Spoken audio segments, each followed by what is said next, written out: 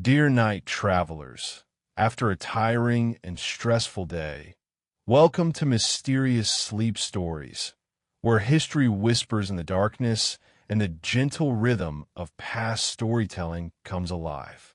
Tonight we embark on a journey to one of America's most enduring watchtowers, a lighthouse that has watched over Boston Harbor for over 3 centuries, witnessing tragedy and triumph, war and peace, life and death.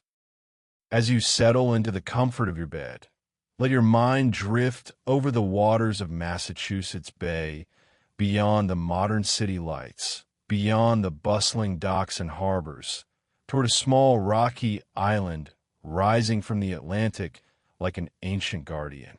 Here, on Little Brewster Island, stands the Boston Lighthouse, America's first lighthouse, a beacon that safely guided countless souls home and accumulated stories echoing within its stone walls for centuries.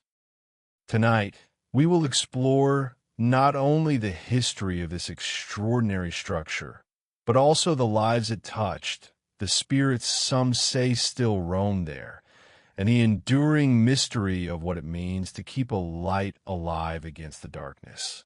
So close your eyes, take a deep breath, and let's journey together to America's oldest lighthouse, where every stone holds a secret and every wave that washes ashore whispers the stories of those who came before. The birth of a beacon, 1716. Picture Boston in the early 18th century, a bustling colonial port that served as Britain's most important gateway to the New World. Ships arrived daily from across the Atlantic, their holds filled with manufactured goods, textiles, and settlers seeking new lives in America. These same vessels departed laden with timber, fish, furs, and all the raw materials that fed the growing British Empire. But the approach to Boston Harbor was treacherous, a maze of rocky islands, hidden shoals, and unpredictable currents that had claimed too many vessels and too many lives. The waters surrounding what would become Little Brewster Island were particularly dangerous. Jagged rock formations lurked just beneath the surface, waiting like teeth to tear open the hulls of unwary ships. Fog rolled in from the Atlantic with little warning, transforming familiar waters into a disorienting void where even experienced mariners could lose their bearings. The locals had tried various solutions over the years. As early as 1673, simple beacon fires had been lit on Point Allert in a nearby hull, crude iron baskets filled with pitch and oakum that burned through the night. But these were primitive, unreliable, and primarily intended to warn of approaching enemy vessels rather than guide friendly ships to safety. By 1715, the situation had become untenable. The General Court of Massachusetts, the colony's legislative body, received petition after petition from ship captains, merchants, and the families of sailors lost at sea. The economic cost was staggering. Every ship that foundered on the rocks represented not just lost cargo, but shattered lives and diminished trade. Something more substantial, more permanent, more reliable than simple beacon fires was desperately needed. The court's record from that year contains a revealing passage that speaks to the urgency of the situation. Whereas the want of a lighthouse erected at the entrance to the harbor of Boston have been a great discouragement to navigation by the loss of the lives and estates of several of His Majesty's subjects. For prevention thereof, be it enacted that there be a lighthouse erected at the charge of the province, on the southernmost part of the Great Brewster, called Beacon Island, to be kept lighted from sun setting to sun rising. The decision made, work began in earnest. The location chosen was the highest point of Little Brewster Island, a rocky outcrop barely an acre in size at high tide, lying about 9 miles from Boston's Long Wharf. The island itself was forbidding, swept by winds, battered by waves, with little vegetation and less shelter. But its position was perfect. Ships approaching from the east would see the light long before they reached the dangerous inner harbor, giving them time to adjust their course and prepare for the intricate navigation required to reach the safety of Boston's wharves. The construction itself was a remarkable feat for colonial America.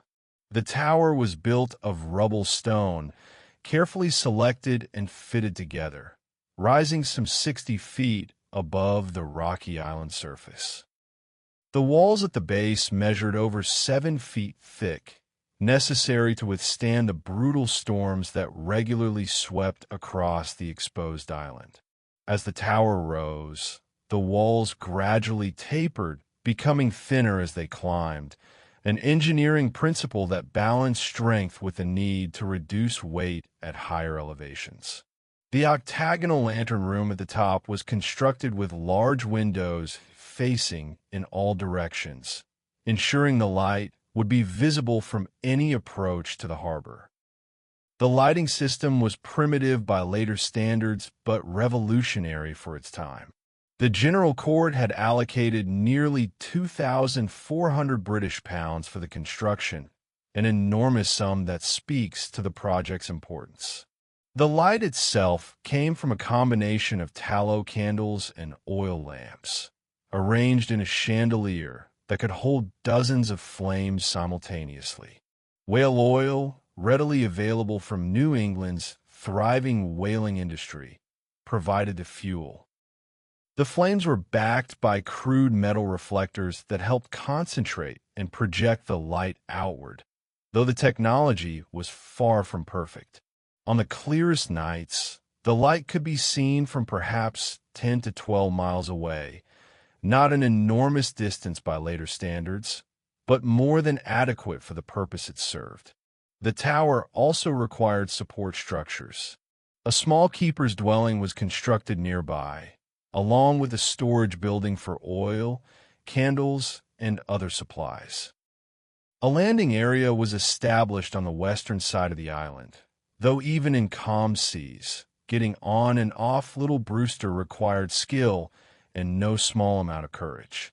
The island had to be supplied regularly, with everything from food to lamp oil transported by boat from the mainland, a journey that could be treacherous in bad weather. As construction neared completion in the late summer of 1716, the Massachusetts colonial government turned its attention to selecting someone to maintain this vital new navigation aid. The position of lighthouse keeper was unlike any other in colonial America. It required someone willing to live in almost complete isolation, someone reliable enough to ensure the light burned every night without fail, someone knowledgeable about ships and the sea, and someone who could also serve as a harbor pilot, guiding incoming vessels through the tricky passages to Boston. The man they chose was George Worthylake, a mariner with extensive knowledge of Boston Harbor's waters and a reputation for steadiness and competence. The official lighting of Boston Light took place on September 14, 1716, though some records suggest September 16th. As darkness fell that autumn evening, George Worthylake climbed the winding stairs inside the tower for the first time as keeper, carrying his taper to light the chandelier of lamps. One by one, the wicks caught fire, their flames multiplying and growing stronger as they were reflected and concentrated by the metal reflectors. The light bloomed in the lantern room, spilling out through the glass panels, casting its glow across the dark waters of the harbor entrance. On ships lying at anchor in Boston Harbor, sailors looked out and saw something unprecedented, a steady, reliable beacon marking the harbor's entrance. Captains preparing to depart in the days that followed could plan their departures with new confidence, knowing that returning through the darkness would no longer be the desperate gamble it had once been. In taverns along Boston's waterfront, mariners toasted the new lighthouse, understanding that this simple tower and its flame represented a fundamental shift in the safety and reliability of maritime commerce. At the moment Boston Light was first lit, there were only about 70 lighthouses in existence in the entire world, most of them in Europe, clustered along the coasts of England, France, and the Netherlands. America now had its first, and for nearly 50 years, it would remain the only lighthouse in what would become the United States. This made Boston Light not just a practical navigation aid, but a symbol of colonial ambition and capability, a declaration that the New World was developing the infrastructure and sophistication to rival anything in Europe. In those first nights, as George Worthylake tended his lamps and kept watch over the dark harbor, he could not have known that he was establishing a tradition that would endure for over 3 centuries.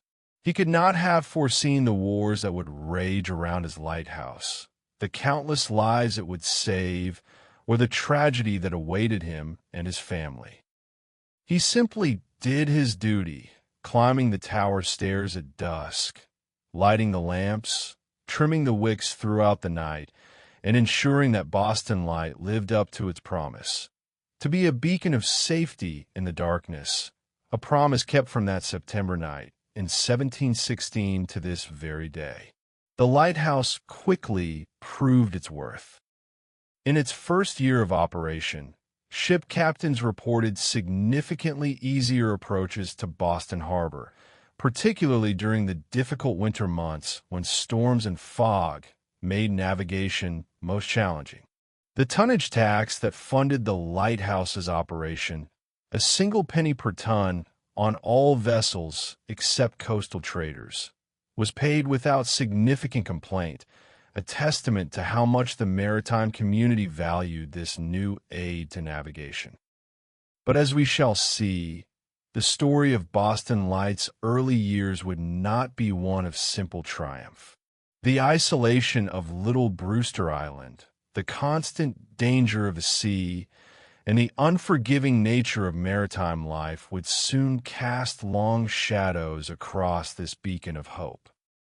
The light that promised safety would soon be touched by tragedy, and the keeper who had faithfully lit America's first lighthouse lamp would become the center of a story that would echo through centuries, a tale of duty, disaster, and a grief so profound that some say it lingers still in the salt air of little Brewster Island. The tragedy of George Worthylake. George Worthylake came to little Brewster Island in September 1716 with high hopes and a keen sense of responsibility. Born in 1673, he was 43 years old when he accepted the position of lighthouse keeper, a man in his prime with extensive experience in Boston Harbor's waters.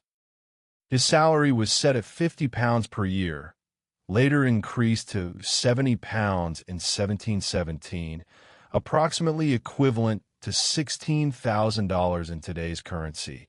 A respectable wage for the time, though not an extravagant one. But the position offered more than just monetary compensation. As the first keeper of America's first lighthouse, Worthylake held a position of unique prestige and responsibility. The terms of his employment were strict and unforgiving. The General Court made it clear that any dereliction of duty would result in a fine of £100, twice his annual salary, a penalty that would have been financially devastating. The light had to burn from sunset to sunrise every single night, without exception. No illness, no personal emergency, no weather conditions could justify the light going dark. This was not merely a job. It was a sacred trust upon which lives depended. Worthylake did not face this responsibility alone. He moved to little Brewster Island with his wife and several of their children. Historical records indicate that he had 5 children in total, though only some lived with him on the island. His daughter Ruth, who would figure tragically in the story to come, was among those who made the isolated island their home.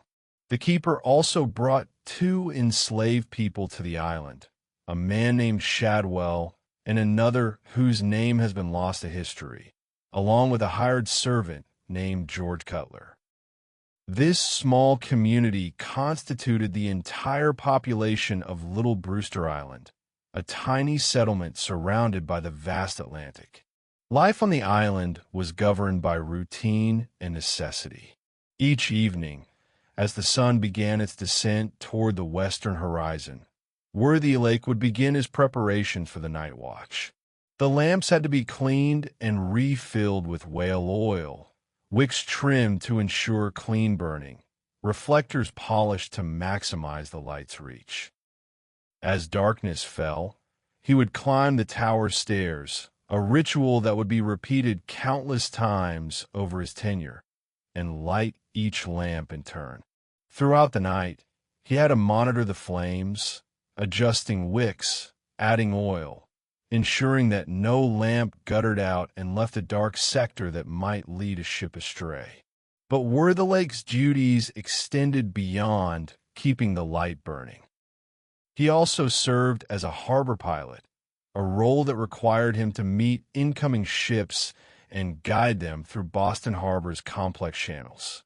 When a vessel appeared off the island, Worthylake would launch his small boat and row out to the ship, then climb aboard and take temporary command of the navigation, steering the vessel safely past the shoals and rocks to the anchorage or wharf. This role brought additional income and helped supplement his keeper's salary, but it also meant frequent absences from the island, trips to and from Boston, and long hours spent away from his lighthouse duties. The family adapted to their isolated existence as best they could, and Worthylake managed the household, tending the small garden they maintained on the island, preparing meals, washing clothes, and raising the children in an environment unlike any other. The children, Ruth among them, found ways to occupy themselves on the limited space of Little Brewster Island, exploring the rocky shoreline, watching ships pass, and learning the rhythms of maritime life. Worthylake also maintained a small flock of sheep on nearby Great Brewster Island, a larger island close enough to reach by boat in calm weather. The sheep provided wool and meat, supplementing the supplies that had to be brought from the mainland. But this venture ended in tragedy in 1717 when a severe storm swept the animals into the sea, drowning the entire flock. It was an ominous prelude to the greater disaster that loomed ahead. The autumn of 1718 began much like any other for the Worthylake family. 2 years had passed since the lighthouse first illuminated the harbor entrance, and the routine had become familiar, almost comfortable. But November brought cold winds and rough seas, and with it, an errand that could not be postponed. On November 3rd, 1718, which fell on a Monday, Worthylake needed to travel to Boston to collect his quarterly wages and likely to purchase supplies for the approaching winter. He decided to bring Anne and Ruth with him for the trip. It was the Sabbath, and they could attend church services in Boston, a rare opportunity for worship that their isolated existence normally denied them. The family rose early and prepared for the journey. Shadwell, the enslaved man, along with another daughter who remained unnamed in historical records, and George Cutler, the hired servant, would stay behind to watch over the lighthouse and the property. The trip to Boston proceeded without incident. Historical records show that Worthylake attended to his business affairs, collecting his wages and purchasing supplies. The family attended religious services, though which church they visited and what sermon they heard has been lost to time. At some point during the day, they were joined by a friend named John Edge, who decided to return to Little Brewster Island with them. As the afternoon wore on and their business concluded, the Worthylake party made their way back to the waterfront where their sloop, a small sailing vessel, was moored. Also waiting at the dock were two women who lived on Little Brewster Island, a friend named Mary Thompson and likely one of Worthylake's other daughters. And, though this detail remains uncertain in the historical record, these women had remained on shore while the main party conducted their business in Boston. Now, with everyone assembled, it was time to return to the lighthouse before darkness fell and made the crossing more dangerous. They boarded the sloop and cast off, sailing out of Boston Harbor as the afternoon light began to fade. The crossing would have taken several hours, and as they approached Little Brewster Island, Worthylake anchored the sloop near the island's mooring, as was his custom. The waters around the island were too shallow and rocky for the sloop to come directly to shore, so the final leg of the journey required transferring to a smaller boat, a canoe that could navigate the tricky approach to the island's landing. Shadwell, waiting on the island and seeing the sloop arrive, launched the canoe and paddled out to the mooring to ferry the party ashore. The witnesses to what happened next, the two women who had stayed on shore and were watching from the island, would provide accounts that, while brief, paint a horrifying picture of sudden disaster. According to their testimony, Shadwell reached the sloop without incident. George Worthylake and Worthylake, Ruth their daughter, George Cutler the servant, John Edge the friend, and Shadwell himself, 6 souls in total, all climbed into the small canoe for the short journey to shore. The women watching from the island saw them cast off from the sloop, saw the canoe begin its journey across the short distance to the landing. And then, in an instant that seemed to unfold in terrible slow motion, they saw the canoe capsize. The canoe simply rolled over, spilling all 6 occupants into the cold November waters. The witnesses testified that they could see the victims swimming or floating in the water, struggling against the cold and the weight of their heavy clothing. But November waters off the Massachusetts coast are brutally cold, cold enough to incapacitate even strong swimmers within minutes. The witnesses on shore, helpless to assist, could only watch in horror as, one by one, the struggling figures stilled and slipped beneath the surface. All 6 drowned within sight of the island they called home. George Worthylake, 45 years old, the first keeper of America's first lighthouse. And Worthylake, his wife, a woman whose life had been dedicated to supporting her husband's crucial work. Ruth Worthylake, their daughter, a young woman whose future had been stolen in an instant. George Cutler, the hired servant whose loyalty to the Worthylake family had led him to his death. John Edge, a friend whose decision to visit Little Brewster Island had proven fatal. And Shadwell, an enslaved man whose very name would have been lost to history were it not for this tragedy, who had died attempting to ferry his master's family safely home. The bodies were recovered in the days that followed. George Cutler's remains were never found, presumably swept away by the currents or claimed by the sea. The others were brought ashore and eventually transported to Boston for burial. The Boston Newsletter, one of colonial America's first newspapers, published an account of the disaster in its November 10th, 1718 edition. The report, written in the formal style of the era, described the deaths as an awful and lamentable providence, and provided details of how the victims had attended church services and were returning home when the accident occurred. The bodies of George and Ruth Worthylake were laid to rest in Copp's Hill Burying Ground in Boston's North End, one of the city's oldest cemeteries. Their graves were marked by a triple headstone, an unusual monument that reflected the unusual nature of their deaths. Today, more than 3 centuries later, this stone still stands, weathered by time, but still bearing witness to the tragedy that claimed America's first lighthouse keeper and his family.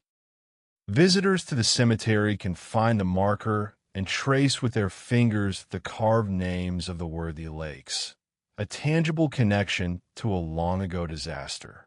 The lighthouse, meanwhile, stood dark. With the keeper dead and his family scattered or dead, there was no one to light the lamps as darkness fell on November 3rd, 1718. For the first time since its inauguration 2 years earlier, Boston Light failed in its duty, not through negligence, but through tragedy. Ships approaching the harbor that night found no guiding beacon, only darkness where they had come to expect and depend upon light. The colonial authorities moved quickly to rectify the situation. On November 6th, just 3 days after the drownings, a man named Robert Saunders was appointed to take care of the lighthouse temporarily, along with 2 assistants, John Chamberlain and a man known only as Braddock. The General Court instructed them to repair to Beacon Island and take care of the lighthouse till a keeper be chosen and appointed by the General Assembly. Saunders and his companions made their way to Little Brewster Island and set about resuming the essential work of keeping the light burning. The lamps were lit, the routine resumed, life went on. But the shadow of the Worthylake tragedy hung over the island like a pall. Less than 2 weeks after the Worthylakes drowned, disaster struck again. On November 14th, 1718, a ship entering Boston Harbor summoned Saunders to provide pilot services. The seas were rough, the weather was deteriorating, but a ship in need of piloting could not be ignored. Saunders, Chamberlain, and Braddock set out in their small boat, likely the same canoe that had capsized with the Worthylakes, though this detail is uncertain. They reached the ship and performed their duties, but as they attempted to return to Little Brewster Island, the choppy seas proved too much for the small craft. The boat was overwhelmed. Chamberlain and Braddock drowned, claimed by the same waters that had taken the Worthylakes less than 2 weeks earlier. Saunders managed to survive, though how he managed to reach safety when his companions perished is not recorded. Traumatized and having watched 2 men die, Saunders abandoned his position at the lighthouse. He had served as keeper for only 11 days. In the span of less than 2 weeks, 8 people connected to Boston Light had died in the waters surrounding Little Brewster Island. 8 souls lost to the sea, their lives cut short in the service of keeping a light burning for other safety. The lighthouse, barely 2 years old, had already earned a reputation for tragedy and sorrow. These deaths caught the attention of a young apprentice printer in Boston, a 12-year-old boy who had been learning the newspaper trade from his older brother.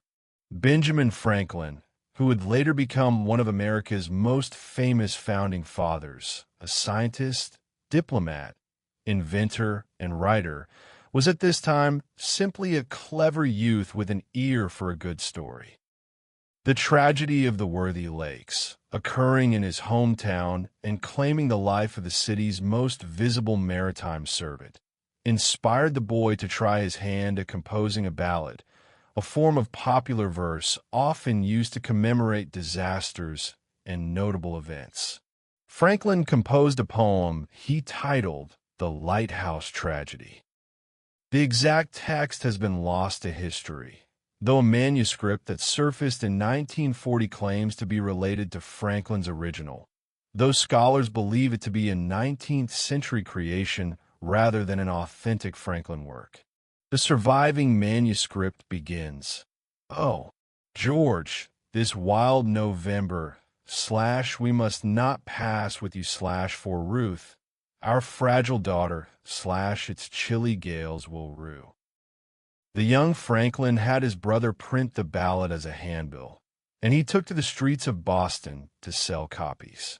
The disaster had made a great noise in the town, as Franklin later recalled in his autobiography, and the ballad sold remarkably well. People wanted to remember the Worthylakes, to have some tangible reminder of the tragedy, and Franklin's verses provided that. He likely made a tidy profit from the sales, though he later dismissed the work as wretched stuff in the Grub Street ballad style, demonstrating the self-critical nature that would characterize his later writing. Franklin's father disapproved of his son's foray into sensationalist ballad writing and urged him to pursue other interests. The young Benjamin would take that advice to heart, though he would never lose his love of writing and would eventually become one of colonial America's most prolific and influential authors. But his connection to Boston Light, forged through his ballad about the Worthylakes, would be his only direct involvement with the lighthouse. The tragedy had made an impression on him, as it had on all Bostonians, a reminder of the sea's power and the price sometimes paid for the progress and commerce upon which colonial society depended. The lighthouse itself required a new keeper, a third in as many years. The position was offered to John Hayes, also spelled Hayes in some records, who accepted the post with understandable trepidation. Hayes would prove more fortunate than his predecessors, serving for many years and dying of natural causes rather than drowning.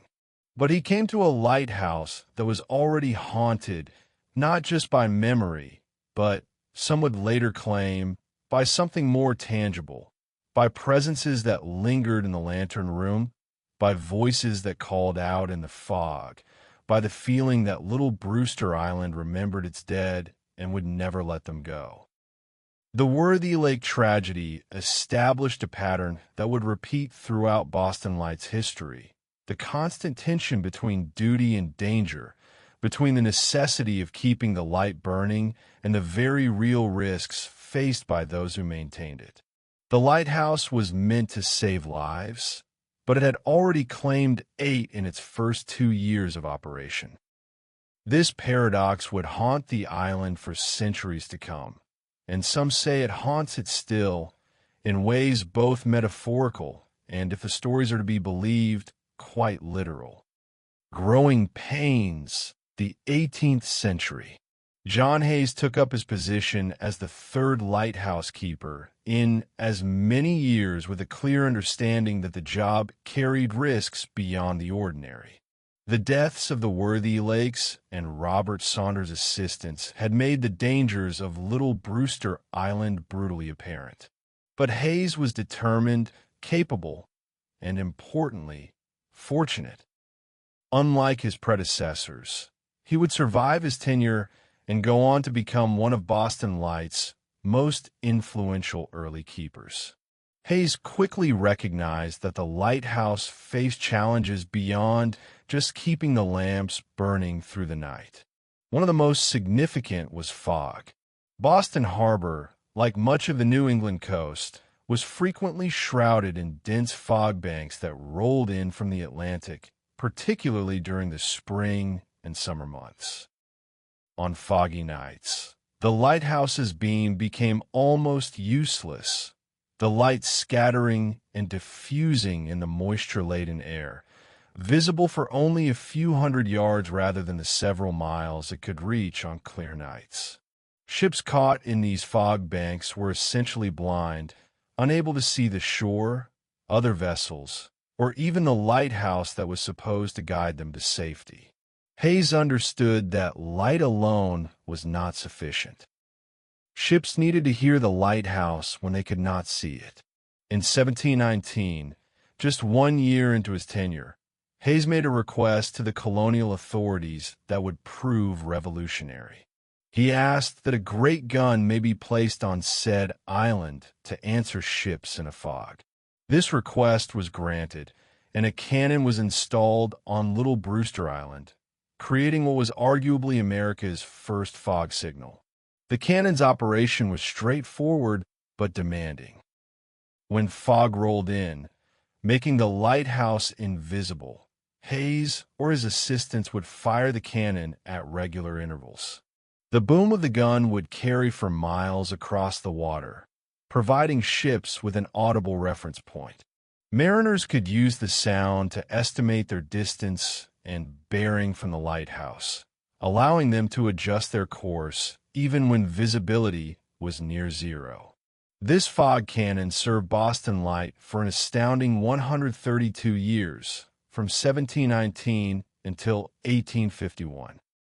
Its presence made Little Brewster Island not just a visible landmark, but an audible one, and the regular booming of the cannon in foggy weather became as much a part of Boston Harbor's soundscape as the cries of gulls and the creaking of ships' rigging. The cannon's importance cannot be overstated. Before electronic fog signals, before steam whistles and air horns, this simple piece of artillery saved countless lives and ships by providing guidance when the light itself was useless. The fog cannon's installation was documented in a mezzotint engraving created by William Burgess in 1729. This artwork, one of the earliest detailed depictions of Boston Light, shows the lighthouse tower, the keeper's dwelling, and prominently features the cannon positioned near the lighthouse. The engraving provides a rare visual record of the early lighthouse and has become a valuable historical document, offering modern historians a glimpse of what the light station looked like in its early decades. But fog was only one of the challenges Hayes faced. The lighthouse itself required constant maintenance and proved surprisingly vulnerable to various hazards. Fire was a persistent danger. The combination of open flames, whale oil, and wooden structures created conditions ripe for disaster. In 1720, a fire damaged the lighthouse, though the extent of the damage and how it occurred are not fully documented in surviving records. The tower was repaired and returned to service, but it was a warning of the ever-present danger. Lightning posed another threat. The tall stone tower, standing alone on a small island, was essentially a lightning rod attracting strikes during thunderstorms.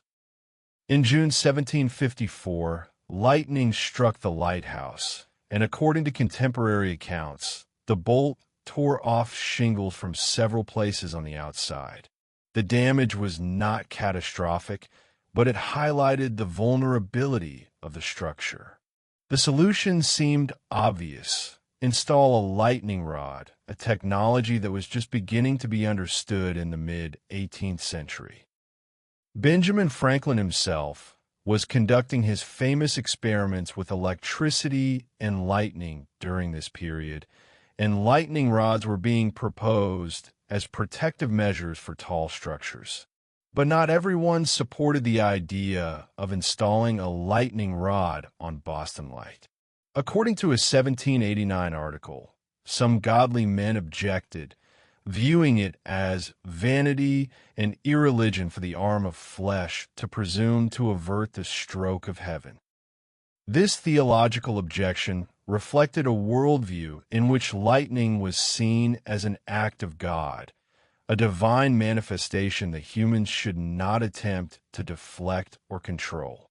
To install a lightning rod would be to challenge divine will, an act of hubris that might bring worse consequences than the lightning itself. This perspective, while it seems strange to modern sensibilities, was genuinely held by many people in colonial New England, where religious belief permeated every aspect of life.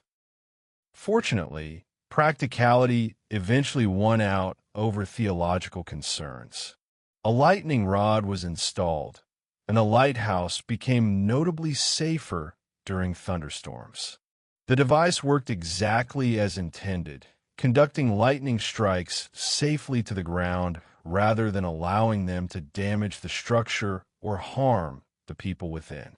It was a small victory for rational thinking over superstition, though the debate itself reveals much about the mindset of 18th century colonial society. In 1751, another fire, more serious than the previous one, gutted much of the lighthouse's interior. According to historical records, the blaze was so intense that only the stone walls remained standing. The wooden stairs, floor platforms, and all interior fixtures were destroyed. For a time, the light was shown from a temporary mast, essentially a tall pole with a lantern hung from it, while repairs were made to the lighthouse proper. This improvised solution kept the harbor marked, but it was far from ideal. The light was lower, less visible, and less reliable than the proper lighthouse had been. The restoration work took considerable time and expense, but eventually the lighthouse was rebuilt and restored to full service. The interior was reconstructed with new stairs, platforms, and fixtures. The episode demonstrated both the vulnerability of the structure and the commitment of the colonial authorities to maintaining this vital navigation aid. No matter what disasters befell it, Boston Light would be rebuilt and kept burning. Hayes himself proved to be a capable and resourceful keeper. His salary was raised to £70 per year in 1718, the same amount George Worthylake had received before his death. This increase was granted, according to colonial records, so that Hayes would not be obliged to entertain mariners on the island for extra money, which he found prejudicial to himself as well as to the town of Boston.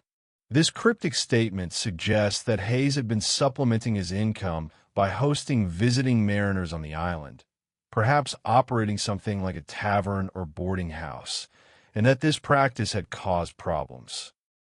The salary increase was intended to remove the financial incentive for this activity and allow Hayes to focus solely on his lighthouse duties. Like Worthylake before him, Hayes also served as a harbor pilot, guiding incoming ships through Boston Harbor's complex channels. This dual role was considered essential to the keeper's position. The pilot fees provided additional income, and the pilot services were highly valued by ship captains who were unfamiliar with the harbor's dangers. Hayes' successor, Robert Ball, who became keeper in 1734, also served as a harbor pilot. Ball petitioned the General Court for official designation as an established pilot of the harbor, and his request was granted for a 3-year term. Ball's tenure was notably longer and more successful than that of his predecessors. He served as keeper for many years and apparently prospered in the role. Historical records indicate that he eventually owned 3 of the harbor islands: Outer Brewster Island, Calf Island, and Green Island. How he acquired this property is not fully documented, but it suggests that the lighthouse keeper position, with its combination of salary, pilot fees, and strategic location, could be quite lucrative for a shrewd individual. Throughout these decades, the lighthouse continued to evolve. Improvements were made to the lighting apparatus, though the basic technology of oil lamps and reflectors remained unchanged. The keeper's dwelling was expanded and improved, making life on the island somewhat more comfortable. Supply runs became more regular and organized. The position of lighthouse keeper began to attract applicants who saw it not just as a dangerous duty, but as a potentially rewarding career. Yet the dangers never entirely disappeared. The sea around Little Brewster Island remained treacherous. Storms regularly battered the exposed island, waves sometimes washing over the entire surface. In winter, ice formed around the island's edges, making landing and launching boats hazardous. The isolation could be crushing, particularly during harsh weather when resupply trips were impossible and the keeper and his family might be trapped on the island for weeks at a time. The lighthouse also began to feature in the broader life of Boston Harbor. It became a landmark mentioned in ships' logs, a reference point for navigation. Past Boston Light at noon became a standard entry in maritime journals. The lighthouse was illustrated on maps and charts of Boston Harbor, its position carefully noted and its light characteristics described. It had become, within just a few decades, an indispensable part of the harbor's infrastructure, as essential to maritime commerce as the wharves and warehouses of Boston itself. As the 18th century progressed, Boston grew and prospered.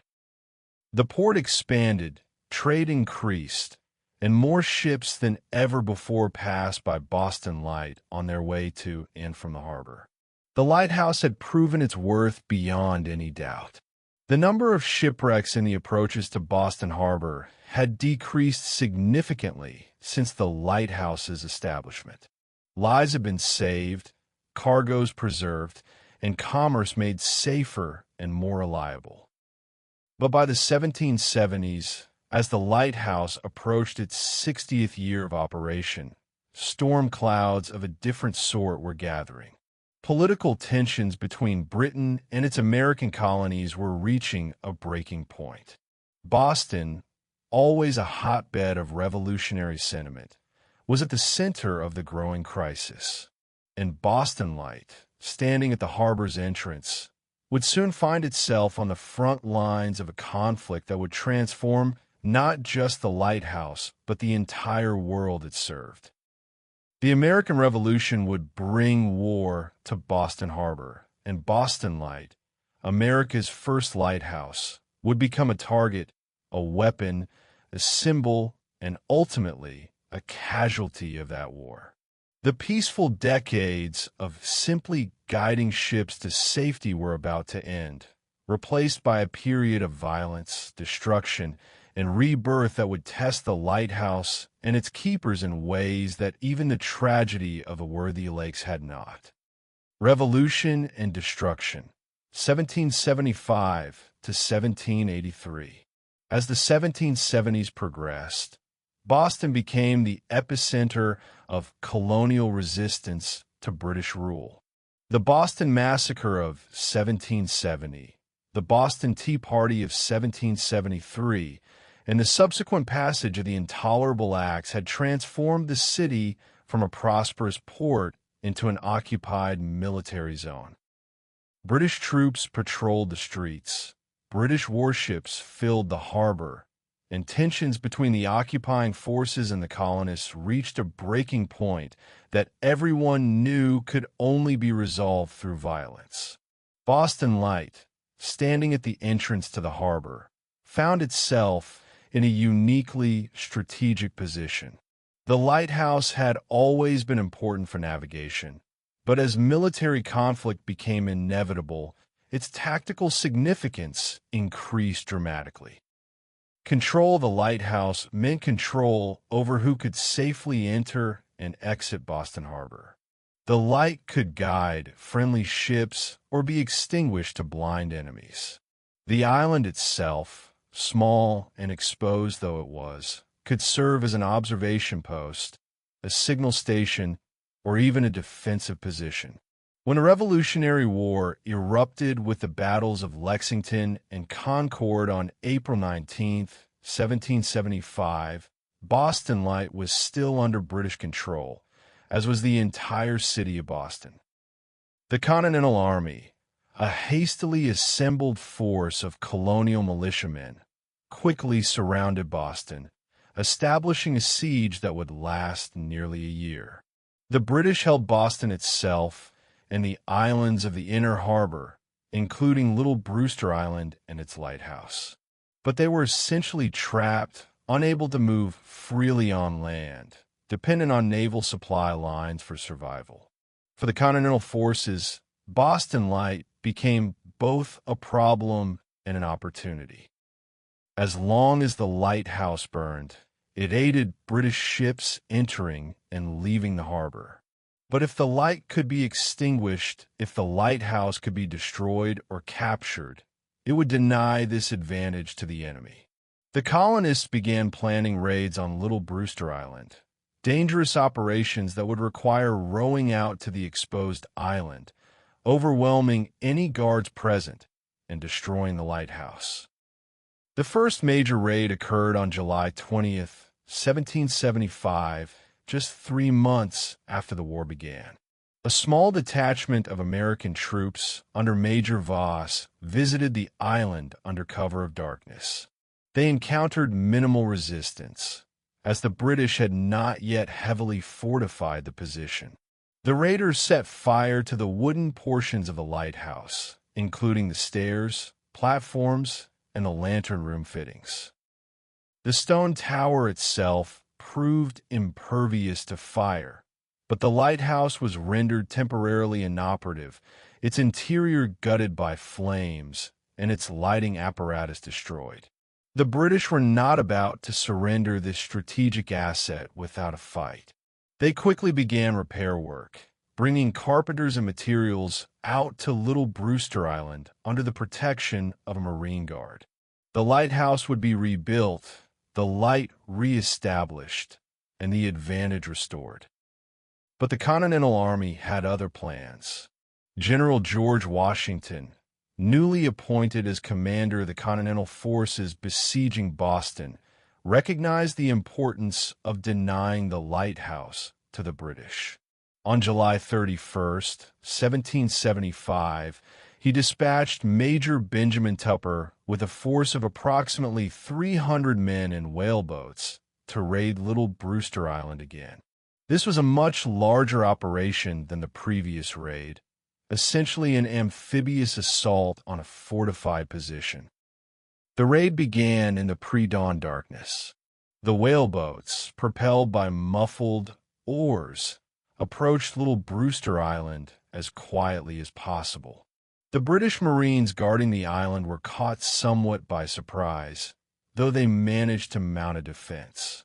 A brief but sharp firefight erupted, with musket balls whizzing through the darkness and men shouting orders and battle cries.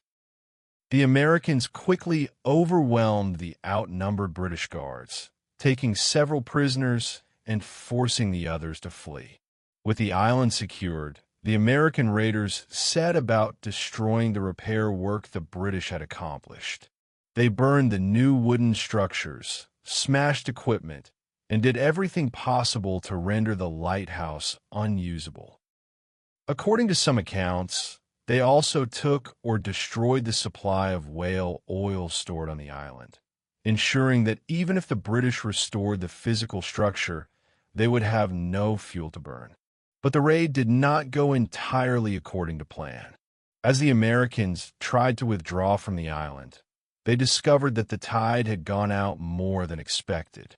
Their whaleboats, drawn up on the beach during the assault, were now stranded, sitting on exposed mud flats. The men struggled to push and drag the heavy boats across the muck to reach water deep enough to float them, a back-breaking and time-consuming process. This delay gave the British time to respond. Warships in Boston Harbor dispatched boats full of Marines and sailors to intercept the raiders. As the Americans finally managed to launch their whaleboats and begin rowing away from Little Brewster Island, British boats appeared, closing rapidly.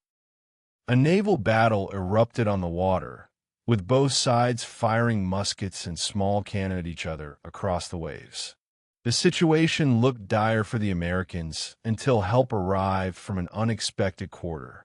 American troops stationed at Nantasket in Hull, on the mainland about a mile from Little Brewster Island, had been watching the battle unfold.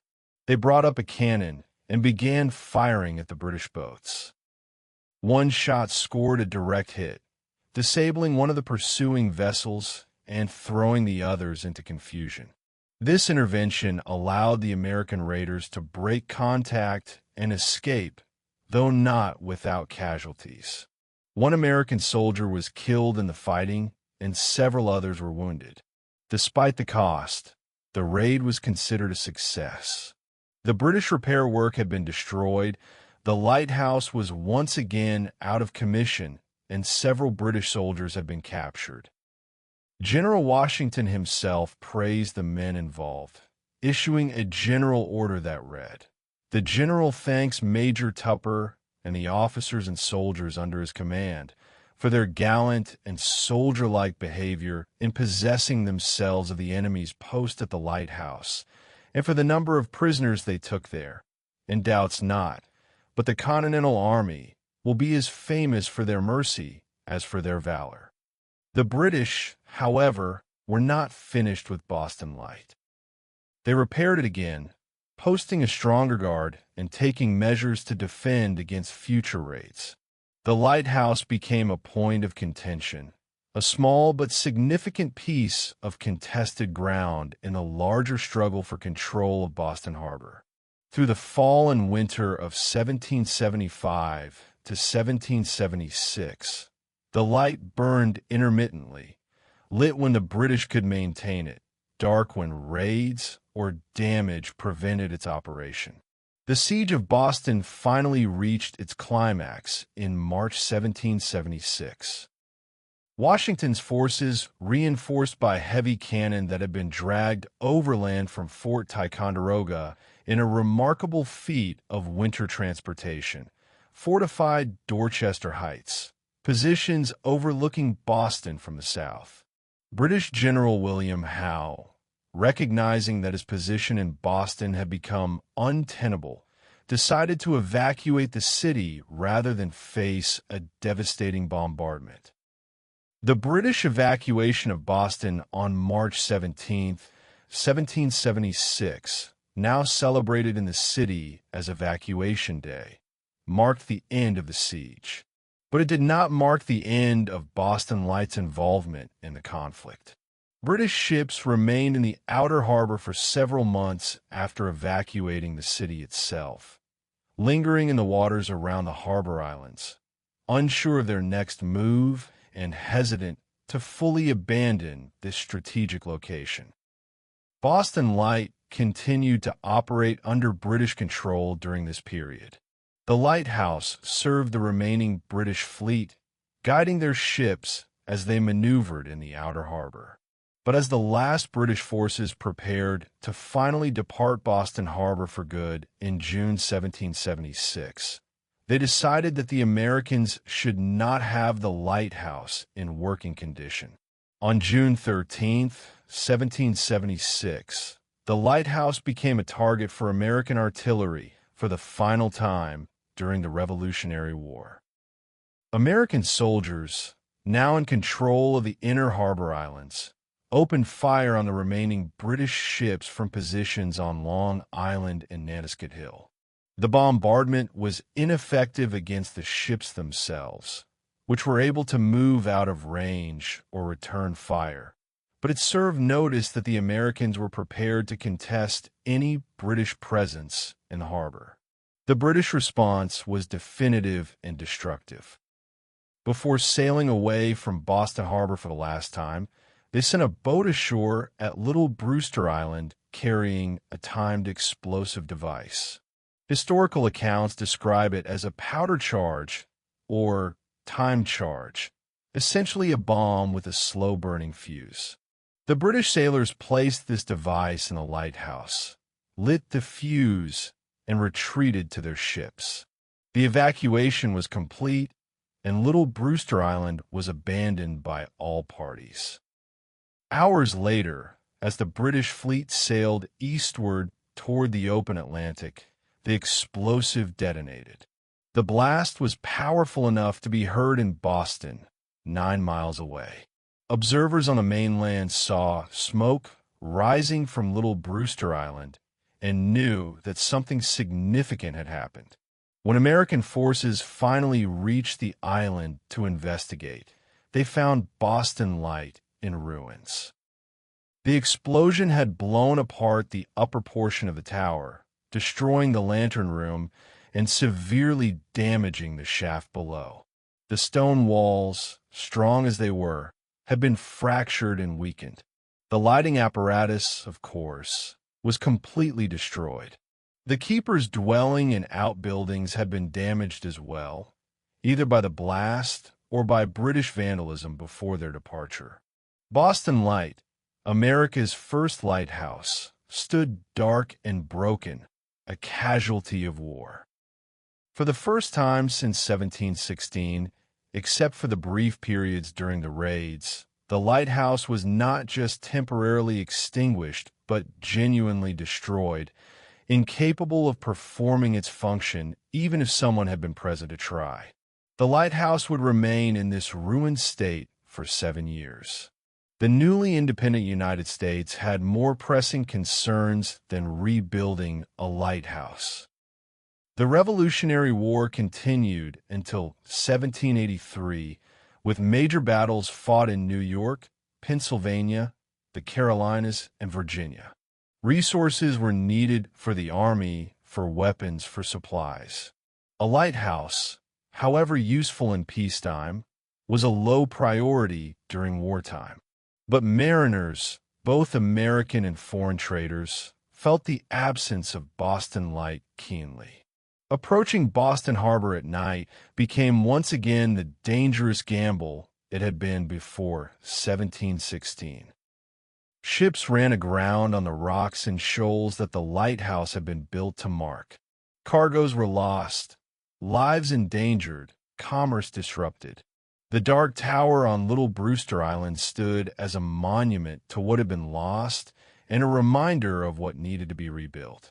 Finally, in 1783, with the war officially ended by the Treaty of Paris and American independence secured, the Massachusetts legislature took action. They appropriated £1,450 sterling for the reconstruction of Boston Light. This was a substantial sum, reflecting both the importance of the project and the inflation that had affected colonial currency during the war years. The appropriation was made specifically to erect a new lighthouse on the site of the old, ensuring that this crucial navigation aid would be restored. The reconstruction work began that same year.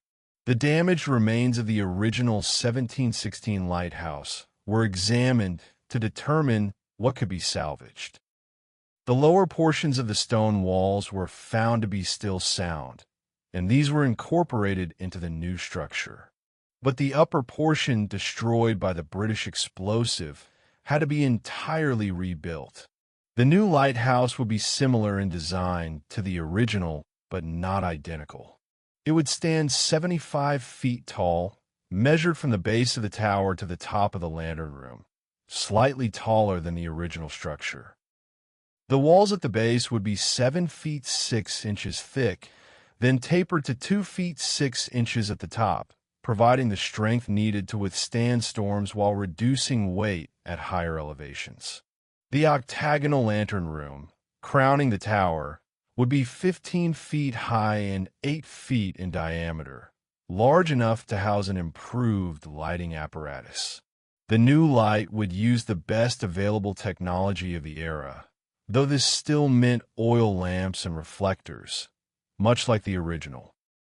Whale oil remained the fuel of choice, and the basic principle of multiple lamps with metal reflectors to concentrate and project their light remained unchanged. Thomas Knox was appointed as the first keeper of the rebuilt lighthouse. Knox took up his position in 1783, becoming the first American keeper of Boston Light, as all previous keepers had served under British colonial authority. When he lit the lamps for the first time in the reconstructed tower, it marked not just the restoration of a lighthouse, but the beginning of a new era. Boston Light was now an American lighthouse, serving an independent nation, marking the approach to a harbor that was no longer a colonial port, but a gateway to a sovereign state. On June 10, 1790, a significant transfer of authority took place. Boston Light was ceded to the new federal government of the United States. This transfer reflected a broader consolidation of control over lighthouses and other navigation aids under federal authority. The United States Lighthouse Service, though not formally established by that name until later, began taking responsibility for maintaining these crucial maritime safety systems. Boston Light, by virtue of being America's first lighthouse, became in a sense the flagship of this emerging system, a symbol of the new nation's commitment to safe navigation and maritime commerce. The lighthouse that emerged from this Reconstruction period was similar to, but distinct from the original 1716 structure. It incorporated lessons learned from 60 years of lighthouse operation and reflected improvements in construction techniques. But its essential character remained unchanged. It was a stone tower on a rocky island, housing a light to guide mariners safely into Boston Harbor. The specific technology might evolve, the keepers would come and go, but this fundamental purpose would endure. The Revolutionary War period represents a unique chapter in Boston Light's history. The lighthouse, built as a tool of peace and commerce, had become a weapon and a target of war. It had been raided, fought over, deliberately destroyed, and eventually rebuilt. This cycle of destruction and renewal would prove to be a metaphor for the lighthouse's entire existence. Constantly battered by storms, damaged by fire, threatened by various hazards, yet always restored, always rebuilt, always keeping its light burning for those who depended upon it. The 19th century, shipwrecks and heroes. The 19th century brought profound changes to Boston Light and the world around it. The lighthouse that had been destroyed during the Revolution and rebuilt in 1783 would undergo numerous modifications and improvements over the following decades, reflecting advances in lighthouse technology and the growing sophistication of maritime safety systems.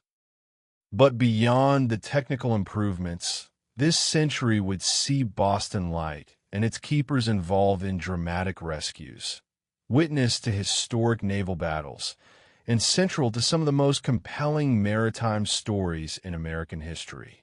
One of the most notable keepers of the early 19th century was Captain Joseph L.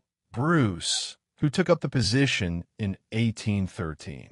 Bruce's tenure spanned a crucial period in American history, encompassing the War of 1812 and its aftermath. Living on Little Brewster Island with his wife Lydia and their family, Bruce witnessed one of the most famous naval engagements in American history from his front row seat at the harbor entrance. On June 1st, 1813, Bruce and his wife stood on Little Brewster Island watching as two warships maneuvered into position just outside Boston Harbor. The British frigate HMS Shannon, under Captain Philip Broke, had been blockading the harbor for days, challenging any American vessel to come out and fight. The American frigate USS Chesapeake, commanded by Captain James Lawrence, accepted the challenge and sailed out to meet the British ship. What followed was one of the shortest and most decisive naval battles of the War of 1812. The two ships closed to point-blank range and began a furious exchange of cannon fire. Within minutes, the battle was effectively over. Superior British gunnery devastated the Chesapeake, killing or wounding much of her crew. Captain Lawrence, mortally wounded, gave the order that would make him famous: "Don't give up the ship." Despite this exhortation, the Chesapeake was boarded and captured by British Marines within 15 minutes of the battle start. Bruce and his wife watched this entire drama unfold from Little Brewster Island, close enough to hear the thunder of the cannons and see the smoke and flames. They watched as the Chesapeake, now a British prize, was towed into Halifax by the Shannon. It must have been a sobering sight for the lighthouse keeper, a reminder that the waters he helped ships navigate safely were also battlegrounds where men fought and died. The Bruce family's time at Boston Light was not without its own tragedies. Lydia Bruce died in the keeper's house in 1828, one of many lighthouse family members who lived and died on these isolated islands. Joseph Bruce himself left Boston Light in 1833, ending a 20-year tenure, and moved to Rainsford Island, another location in Boston Harbor. His long service and the family's life on Little Brewster Island exemplified the dedication required of 19th-century lighthouse keepers. The middle decades of the 19th century brought significant technological improvements to Boston Light. In 1838, Lieutenant Edward W. Carpenter of the U.S. Revenue Service inspected the station while David Tower was serving as keeper. Carpenter's report provides a fascinating glimpse into the lighthouse's operation and the challenges it faced. Tower complained that the lantern room leaked, which sometimes caused the rotating mechanism to stop, forcing him to turn the apparatus by hand throughout the night to maintain the rotating beam pattern. Like his predecessors, Tower also served as a harbor pilot, which Carpenter noted took him away from the lighthouse frequently at night, a practice Carpenter recommended should be forbidden by law. The most significant 19th century improvement came in 1856 when the height of the lighthouse was raised from 75 feet to 98 feet, later refined to the current 89 feet. This height increase was undertaken to accommodate a new, more powerful lighting system. In 1859, Boston Light received a Fresnel lens, one of the most important innovations in lighthouse technology. The Fresnel lens, invented by French physicist Augustin-Jean Fresnel in the 1820s, revolutionized lighthouse illumination. Rather than using simple mirrors to reflect light, the Fresnel lens used a complex arrangement of prisms and curved glass segments to capture light from a central source and focus it into a powerful, concentrated beam. The result was dramatically improved visibility. Where the old system of lamps and reflectors might be visible for 10 to 12 miles in good conditions, a Fresnel lens could project light visible for 20 miles or more. Boston Light received a second-order Fresnel lens, one of the larger and more powerful classifications. The lens itself was a magnificent piece of engineering, standing several feet tall and composed of hundreds of individual glass prisms and panels, all precisely cut and positioned to focus the light with maximum efficiency. The installation of this lens transformed Boston Light from a respectable but somewhat limited navigation aid into one of the most powerful beacons on the New England coast. The lens was illuminated by improved oil lamps that used more efficient wicks and better lamp designs than the crude oil pots of earlier decades. Later in the century, the fuel would transition from whale oil to kerosene, which burned cleaner and brighter. The lens was mounted on a rotating mechanism that turned slowly throughout the night, creating the characteristic flashing pattern that allowed mariners to identify Boston Light from a distance and distinguish it from other lights in the area. The pattern was set to complete one full rotation every 10 seconds, a timing that would become Boston Light's signature. The late 19th century also saw some of the most dramatic rescue operations in Boston Light's history.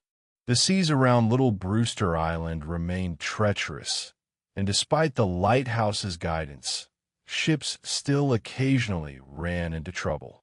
The lighthouse keepers, by necessity and tradition, served not just as light tenders, but as rescuers when disaster struck nearby. Keeper Thomas Bates who served at Boston Light in the late 19th century after distinguished service at other lighthouses, including Minot's Ledge, became known for his heroic rescue efforts. On January 31st, 1882, a fierce storm struck Massachusetts Bay, bringing gale-force winds and mountainous seas.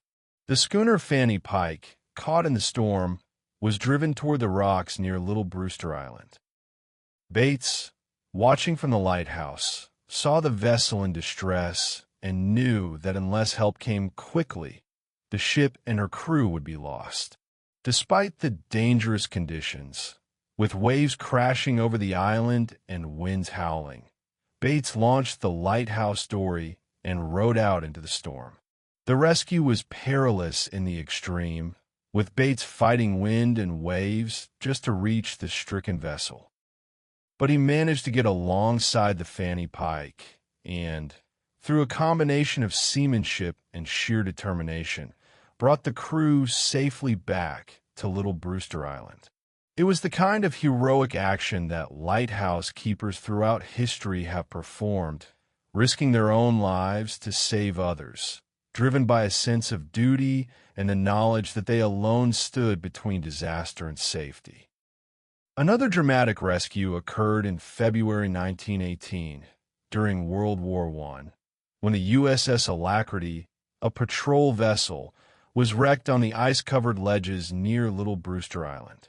The lighthouse keeper at the time was Joshua James Jennings, serving during one of the most challenging periods in the lighthouse's history, with wartime restrictions and dangerous winter conditions making the keeper's job even more difficult than usual. When the Alacrity struck the ledges, she quickly became stuck fast, pounded by waves, and surrounded by sharp rocks and thick ice. 24 men clung to the doomed vessel in desperately precarious positions, some in the rigging, others on deck, all in imminent danger of being swept into the freezing water. Jennings and his assistants immediately attempted to shoot a line to the wreck using a Lyle gun, a device that fired a rope-carrying projectile. They made 4 attempts, but each time the rope parted, either from the strain or the sharp edges of the ice. Recognizing that conventional rescue methods weren't working and that time was running out for the Alacrity's crew, Jennings made a courageous decision. He brought the Lighthouse Dory to the shore and, assisted by 2 naval reservists who happened to be on the island, pushed the boat over the ice and into the surf. It was incredibly dangerous. The combination of ice, rocks, and pounding surf could easily have destroyed the small boat and drowned the rescuers. But Jennings was determined. He navigated the dory through the treacherous conditions and reached the wreck.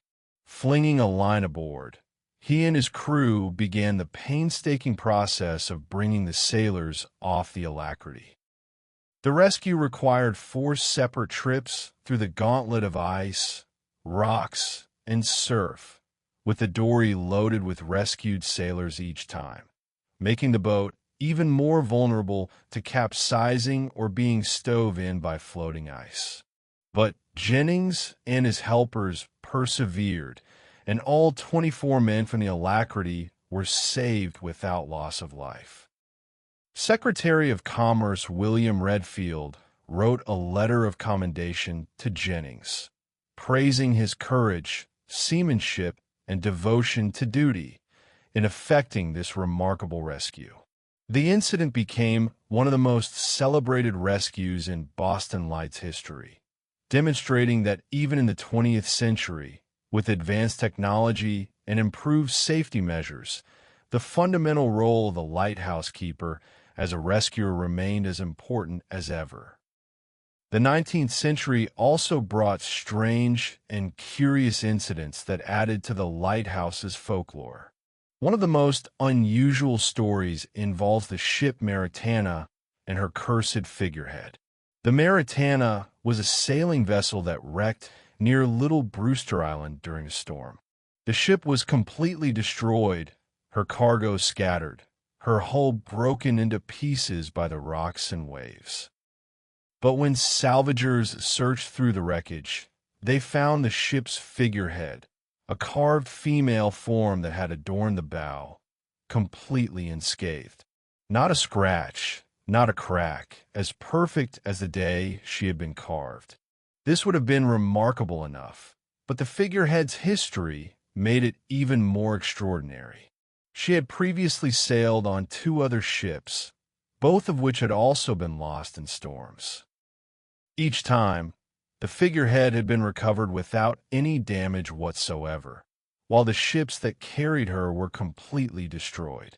Sailors began to whisper that the figurehead was cursed, that she brought disaster to any vessel that carried her but remained untouched herself, as if she were some malevolent spirit taking vengeance on ships and sailors. After being recovered from the Maritana, the figurehead was brought to one of Boston's piers and put on display as a curiosity. Within a short time, that pier caught fire. The flames destroyed much of the structure, but when the ashes cooled and the debris was cleared, the figurehead was found once again completely unharmed. The pattern had held. Whatever disaster touched her surroundings, the figurehead herself remained inviolate. What eventually became of this cursed object is lost to history, but the story became part of Boston Light's folklore, adding to the sense that strange forces were at work in the waters around Little Brewster Island. By the end of the 19th century, Boston Light had evolved into a highly sophisticated navigation aid. The Fresnel lens provided powerful illumination, improved fog signals, eventually transitioning from the ancient fog cannon to steam whistles and later compressed air horns, ensured ships could locate the lighthouse even in the worst weather. The keeper's quarters had been rebuilt and expanded, with a substantial 2-story house constructed in 1884 that provided much more comfortable accommodations for the keeper and his family than the original crew dwellings had offered. The lighthouse had become part of a broader network of navigation aids in Boston Harbor. Other lighthouses have been built on various islands, including Graves Light and Long Island Headlight. Together, these beacons created a system that guided ships safely through the complex channels and past the numerous hazards. But Boston Light remained the most important, the first one seen by arriving ships and the last light departing vessels would see as they sailed for distant ports. The 19th century had transformed Boston Light from a simple colonial lighthouse into a modern, efficient, professional operation. It had survived war, storms, and the countless challenges of a century of change. The keepers who served during this period, men like Bruce, Tower, Bates, and others whose names are less well remembered, carried on the tradition established by George Worthylake and maintained through all the intervening years. They kept the light burning. They maintained the lens and mechanisms. They rescued sailors in distress, and they upheld the sacred duty that lay at the heart of every lighthouse, to be a beacon of safety in a dangerous world. Into the modern era, 20th century. The 20th century brought changes to Boston Light that would have been unimaginable to George Worthylake in 1716 or even to the keepers of the 19th century.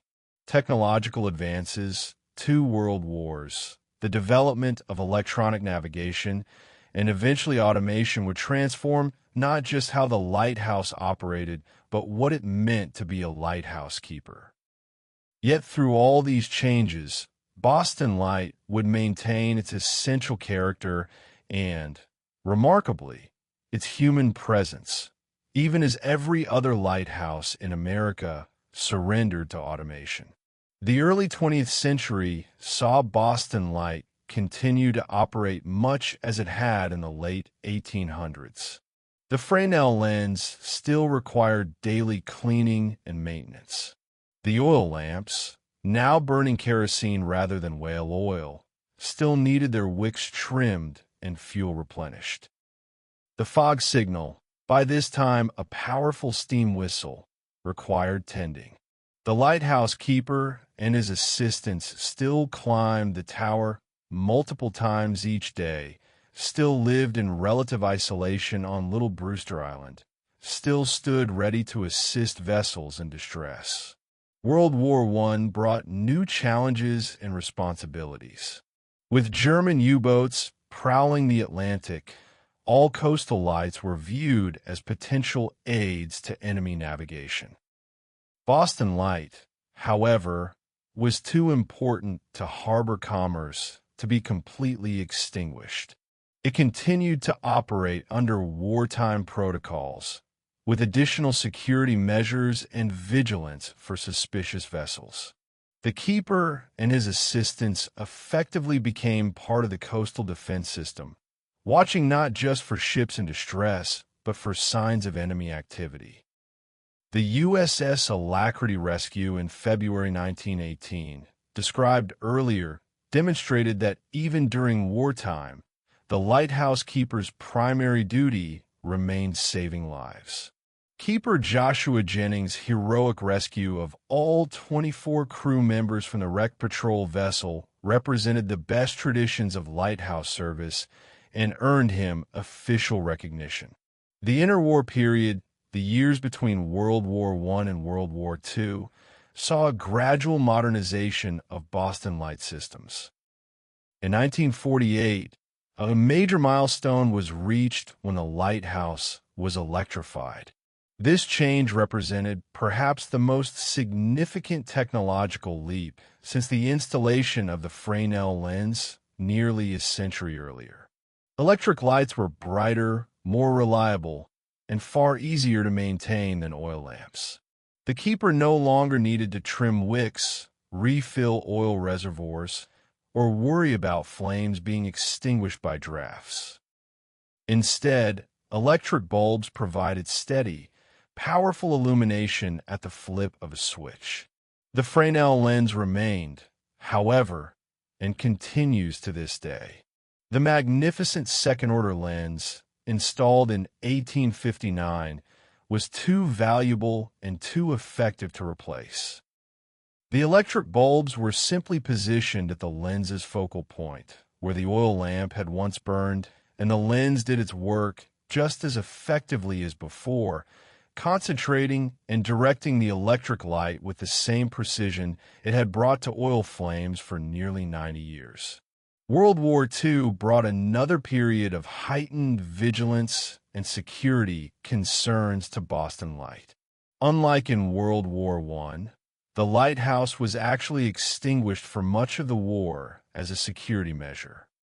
The concern was that U-boats operating in American waters might use the lighthouse for navigation, or, worse, that enemy agents or saboteurs might target the lighthouse itself. Boston Light went dark in 1942 and remained dark until July 2nd, 1945, shortly after the war in Europe ended, and just weeks before Japan's surrender would end the Pacific War. The wartime darkness was hard on maritime commerce.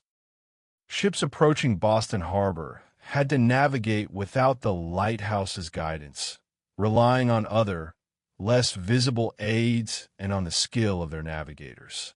There were no major disasters directly attributable to the lighthouse being dark, a testament to the improvements in navigation technology and the skill of American merchant mariners.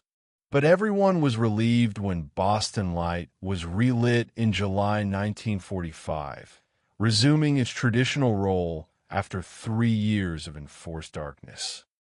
The decades following World War II brought profound changes to the world of lighthouses. Technology that had seemed like science fiction in the early 20th century became commonplace. Radar allowed ships to navigate in fog and darkness without relying solely on visual aids. Radio beacons provided electronic guidance. Later, satellite navigation systems, would make determining a ship's position almost trivially easy.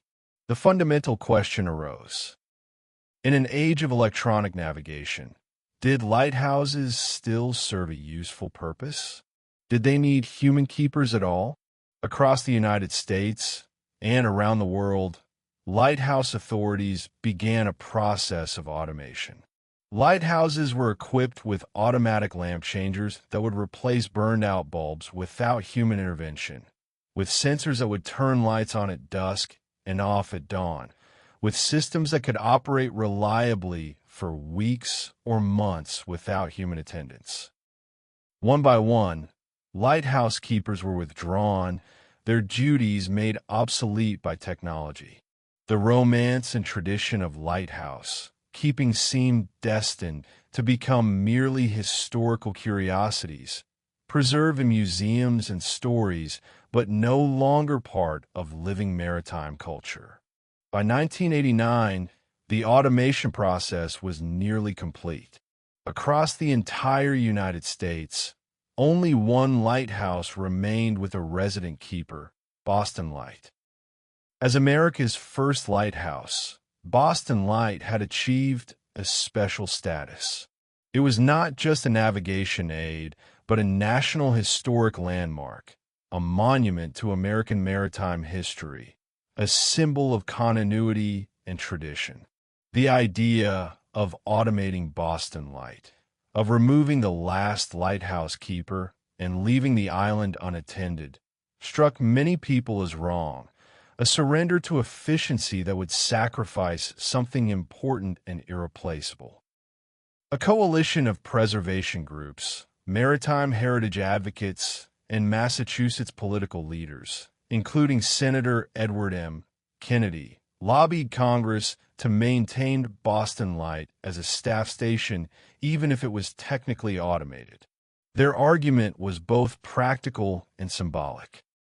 Practically, having someone present on Little Brewster Island ensured rapid response to any problems with a light or fog signal, provided a human presence that could assist vessels in distress, and maintain the station's buildings and grounds. Symbolically, keeping Boston Light staffed preserved the tradition of lighthouse keeping, honored the memory of all who had served there over the centuries, and maintained a living link to America's maritime past. Congress was persuaded. The Coast Guard Authorization Act of 1989 included a provision specifically requiring that Boston Light be operated on a permanently manned basis. The lighthouse would be automated, receiving all the technological improvements that had been applied to other lights. But unlike those other lights, Boston Light would continue to have resident keepers. It would become what the legislation described as a living museum of lighthouse history. The automation was completed on April 16, 1998. The lens, already electrically powered, was equipped with automatic systems that required no daily human intervention.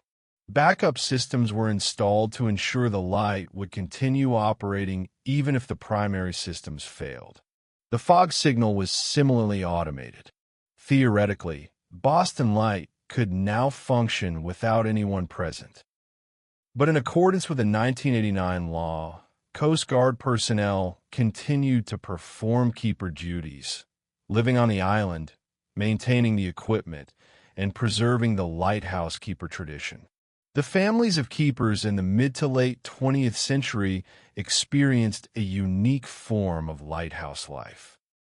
Unlike in the 19th century when keepers might serve for decades in relative isolation, 20th century Coast Guard keepers typically rotated through assignments, serving at Boston Light for a few years before moving to other duties. But while they were there, they lived a life that in many ways echoed that of their 18th and 19th century predecessors. Joanne Levine Schroeder, whose father, Coast Guard Petty Officer Joseph Levine, served as keeper from 1948 to 1950, later recounted her childhood memories of living on Little Brewster Island. She remembered playing on the rocky shores, watching ships pass, climbing the Lighthouse Tower, and experiencing the unique isolation and beauty of island life. Her brother Joseph Jr. was actually born on the island during a storm when the family couldn't reach the mainland in time. The Coast Guard eventually brought a doctor out to the island, and mother and baby were safely transported to a hospital, but the incident highlighted the challenges of living 9 miles from shore with no easy or rapid means of departure. Levine Schroeder also recalled more mysterious experiences. She insisted, even decades later, that she could see the ghost of Boston Light, the spirits that reportedly haunted the island. Her testimony adds to the long tradition of supernatural accounts associated with Little Brewster Island, stories we will explore in greater depth shortly. The Keeper's House, built in 1884, provided relatively comfortable accommodations by mid-20th century standards, though it lacked many modern conveniences. Indoor plumbing was finally installed in the late 1940s. Before then, the keepers and their families had relied on outhouses and had to bring water from the mainland or collect rainwater. Electricity arrived in the late 1940s as well, initially just for the lighthouse, but soon extended to the keeper's dwelling. By the 1960s and 70s, the island had telephone service, television reception, and most of the amenities of modern life, albeit in a unique setting. The late 20th century saw Boston Light firmly established as both a working lighthouse and a tourist attraction. The National Park Service, as part of the Boston Harbor Island's National Recreation Area, began offering tours to Little Brewster Island in the 1990s. Visitors could take a boat from downtown Boston, land on the island, tour the lighthouse, climb the 76 steps and 2 ladders to the Lantern Room, and learn about the lighthouse's history from rangers and the Coast Guard keeper. These tours made Boston Light accessible to the public in a way it had never been before, allowing thousands of people to experience firsthand what life was like on this historic station. Boston Light received additional recognition in this period as well. It was designated a National Historic Landmark in 1964, one of the highest honors that can be bestowed on an American historic site. This designation recognized Boston Light's significance not just to Massachusetts or New England, but to the entire nation, acknowledging its role as America's first lighthouse and its continuous service for nearly 3 centuries. As the 20th century drew to a close and the 21st century began, Boston Light stood as an anachronism in the best possible sense, a functioning example of a nearly vanished way of life, the last staffed lighthouse in America, a beacon that had guided ships for nearly 300 years and showed no signs of stopping. But the question of who would serve as keeper and whether civilian keepers could replace Coast Guard personnel was about to be answered in a way that would bring a new kind of fame to this ancient light. Into the modern era, 20th century. The 20th century brought changes to Boston Light that would have been unimaginable to George Worthylake in 1716 or even to the keepers of the 19th century. Technological advances, 2 world wars, the development of electronic navigation, and eventually automation would transform not just how the lighthouse operated, but what it meant to be a lighthouse keeper. Yet through all these changes, Boston Light would maintain its essential character and, remarkably, its human presence, even as every other lighthouse in America surrendered to automation. The early 20th century saw Boston Light continue to operate much as it had in the late 1800s. The Fresnel lens still required daily cleaning and maintenance. The oil lamps, now burning kerosene rather than whale oil, still needed their wicks trimmed and fuel replenished. The fog signal, by this time a powerful steam whistle, required tending. The lighthouse keeper and his assistants still climbed the tower multiple times each day, still lived in relative isolation on Little Brewster Island, still stood ready to assist vessels in distress. World War I brought new challenges and responsibilities. With German U-boats prowling the Atlantic, all coastal lights were viewed as potential aids to enemy navigation. Boston Light, however, was too important to harbor commerce to be completely extinguished. It continued to operate under wartime protocols, with additional security measures and vigilance for suspicious vessels. The keeper and his assistants effectively became part of the coastal defense system, watching not just for ships in distress, but for signs of enemy activity. The USS Alacrity rescue in February 1918, described earlier, demonstrated that even during wartime, the lighthouse keeper's primary duty remained saving lives. Keeper Joshua Jennings' heroic rescue of all 24 crew members from the wrecked patrol vessel represented the best traditions of lighthouse service and earned him official recognition. The interwar period, the years between World War I and World War II, saw a gradual modernization of Boston Light systems. In 1948, a major milestone was reached when the lighthouse was electrified. This change represented perhaps the most significant technological leap since the installation of the Fresnel lens nearly a century earlier.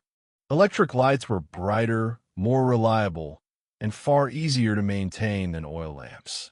The keeper no longer needed to trim wicks, refill oil reservoirs, or worry about flames being extinguished by drafts. Instead, electric bulbs provided steady, powerful illumination at the flip of a switch. The Fresnel lens remained, however, and continues to this day. The magnificent second-order lens, installed in 1859, was too valuable and too effective to replace. The electric bulbs were simply positioned at the lens's focal point, where the oil lamp had once burned, and the lens did its work just as effectively as before, concentrating and directing the electric light with the same precision it had brought to oil flames for nearly 90 years. World War II brought another period of heightened vigilance and security concerns to Boston Light. Unlike in World War I, the lighthouse was actually extinguished for much of the war as a security measure. The concern was that U-boats operating in American waters might use the lighthouse for navigation, or, worse, that enemy agents or saboteurs might target the lighthouse itself. Boston Light went dark in 1942 and remained dark until July 2nd, 1945, shortly after the war in Europe ended, and just weeks before Japan's surrender would end the Pacific War. The wartime darkness was hard on maritime commerce. Ships approaching Boston Harbor had to navigate without the lighthouse's guidance, relying on other, less visible aids and on the skill of their navigators.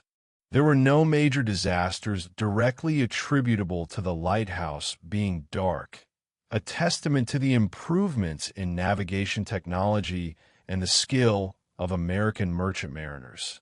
But everyone was relieved when Boston Light was relit in July 1945, resuming its traditional role after 3 years of enforced darkness. The decades following World War II brought profound changes to the world of lighthouses.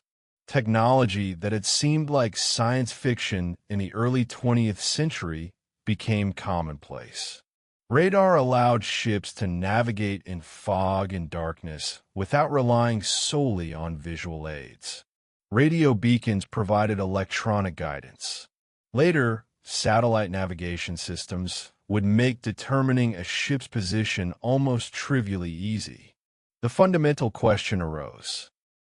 In an age of electronic navigation, Did lighthouses still serve a useful purpose? Did they need human keepers at all? Across the United States and around the world, lighthouse authorities began a process of automation. Lighthouses were equipped with automatic lamp changers that would replace burned-out bulbs without human intervention, with sensors that would turn lights on at dusk and off at dawn, with systems that could operate reliably for weeks or months without human attendance. One by one, lighthouse keepers were withdrawn, their duties made obsolete by technology. The romance and tradition of lighthouse keeping seemed destined to become merely historical curiosities, preserved in museums and stories, but no longer part of living maritime culture. By 1989, the automation process was nearly complete. Across the entire United States, only one lighthouse remained with a resident keeper, Boston Light. As America's first lighthouse, Boston Light had achieved a special status. It was not just a navigation aid, but a national historic landmark, a monument to American maritime history, a symbol of continuity and tradition. The idea of automating Boston Light, of removing the last lighthouse keeper and leaving the island unattended, struck many people as wrong, a surrender to efficiency that would sacrifice something important and irreplaceable. A coalition of preservation groups, maritime heritage advocates, and Massachusetts political leaders, including Senator Edward M. Kennedy, lobbied Congress to maintain Boston Light as a staff station even if it was technically automated. Their argument was both practical and symbolic.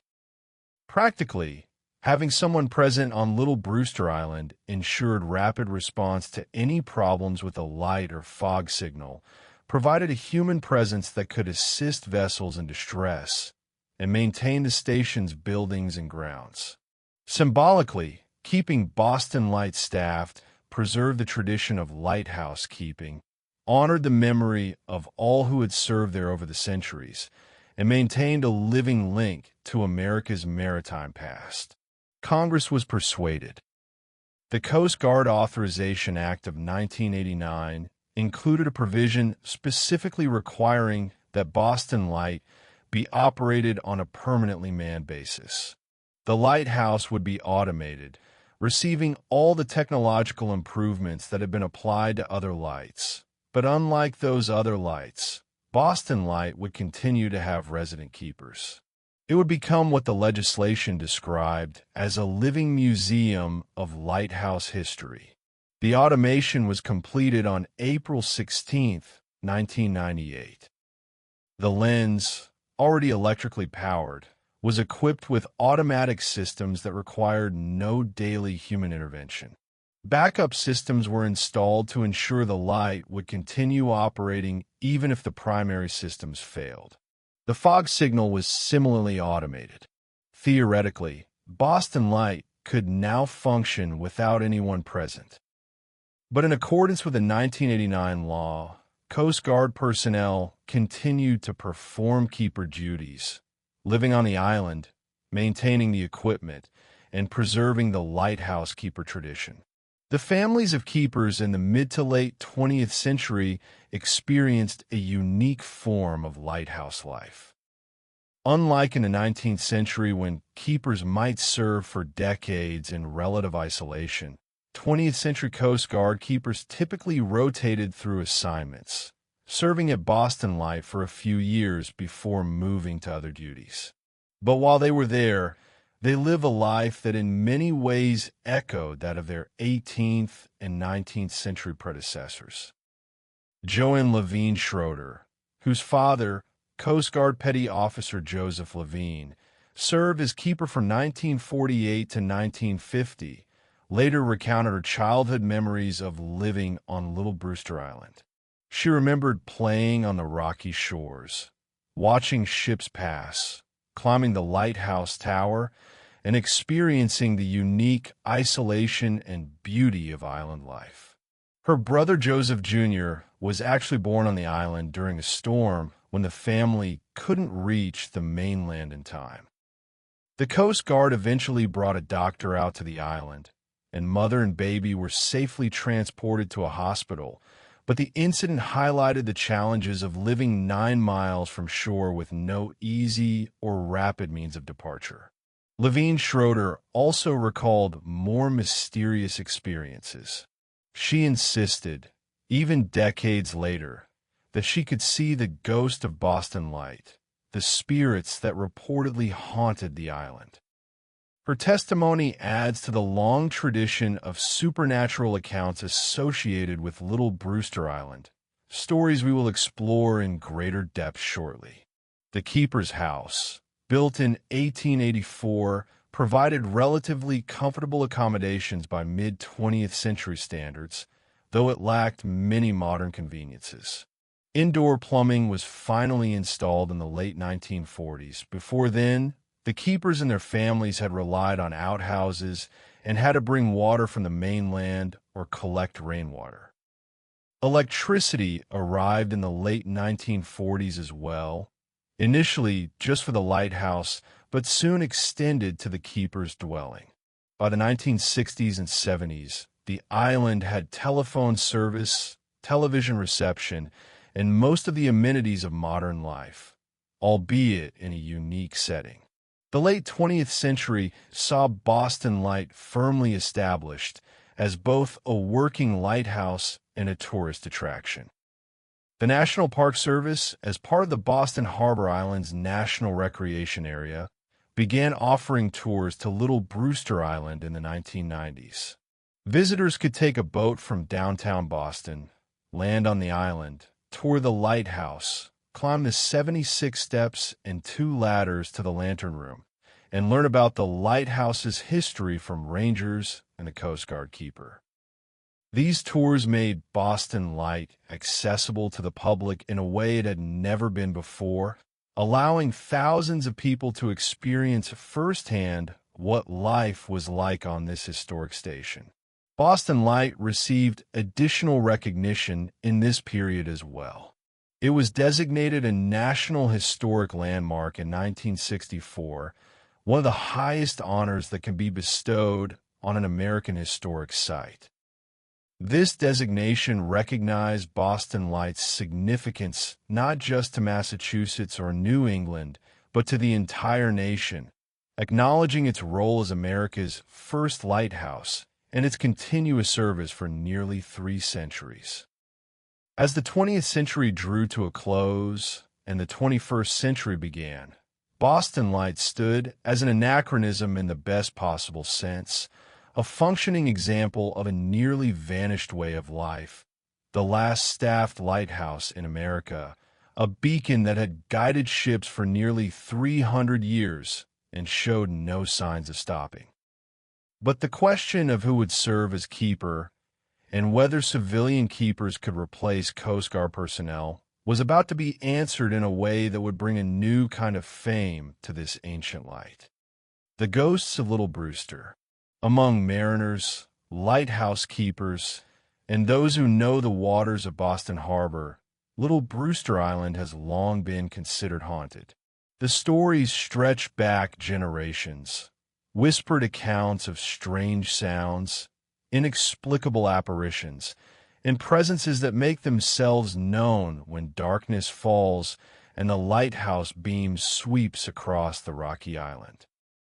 These are not the kinds of ghost stories told to frighten children or entertain tourists, though they serve those purposes too. Rather, they're the genuine testimonies of serious people who have experienced things they cannot rationally explain, phenomena that suggest the dead of Little Brewster Island may not rest entirely peacefully. The most persistent and well-documented haunting centers on the Worthylake family and the others who drowned on that terrible November day in 1718. Remember that George Worthylake, his wife, and their daughter Ruth hired servant George Cutler, enslaved man Shadwell, and friend John Edge all perished when their canoe capsized within sight of the island they called home. 5 bodies were recovered, but Cutler's was never found, presumably claimed by the sea. The trauma of that event, the sudden violent deaths of people in the prime of life, cut off with their home literally in sight, seems to have left an imprint on little Brewster Island that persists to this day. The most famous and detailed account of encountering these spirits comes from the summer of 1947, when Maisie Anderson and her family served at Boston Light. Maisie's husband was one of the assistant keepers, and she, along with their children, lived in the keeper's dwelling on the island. Maisie took to the life enthusiastically, helping with lighthouse duties, exploring the island, enjoying the unusual experience of living in such an isolated and historic place. One day, while walking along the rocky beach that ringed the island, Maisie heard footsteps behind her. They were distinct, clear, the sound of someone walking across the stones. She turned, expecting to see her children or perhaps one of the other keepers, but no one was there. She was completely alone on that section of beach. The footsteps stopped when she turned, and though she looked carefully, she could see no rational explanation for the sound. Puzzled and slightly unsettled, she continued her walk, but the experience stayed with her. That night, as darkness fell and the lighthouse beam began its slow rotation, Maisie was in the keeper's house when she heard something that would haunt her for the rest of her life. First came the sound of laughter, not malicious or threatening, but joyful, the kind of laughter that comes from genuine happiness. But there was no one on the island who could be laughing. The sound seemed to come from outside, somewhere near the water's edge. Then the laughter stopped abruptly, replaced by something far more disturbing. The sobbing of a girl's voice, crying out repeatedly, "Shadwell, Shadwell." The voice was desperate, filled with grief and terror, calling out the name of the enslaved man who had drowned with the Worthylakes. The cries seemed to come from near the mooring, the same area where the canoe had capsized 229 years earlier. Maisie was understandably terrified. She woke her husband, but by the time he came to listen, the sounds had stopped. The night was silent except for the usual sounds of wind and waves and the foghorn that sounded at regular intervals. Her husband, a practical man, suggested she had been dreaming or had misheard something natural, the wind or a bird or some acoustic trick of the island. But Maisie knew what she had heard, and it was no natural sound. The experience repeated itself on subsequent nights. The laughter, followed by the sobbing and the desperate cries for Shadwell, came again and again. Other people on the island began to hear it too, confirming that Maisie was not imagining things. The voice was real, heard by multiple witnesses, and it always followed the same pattern.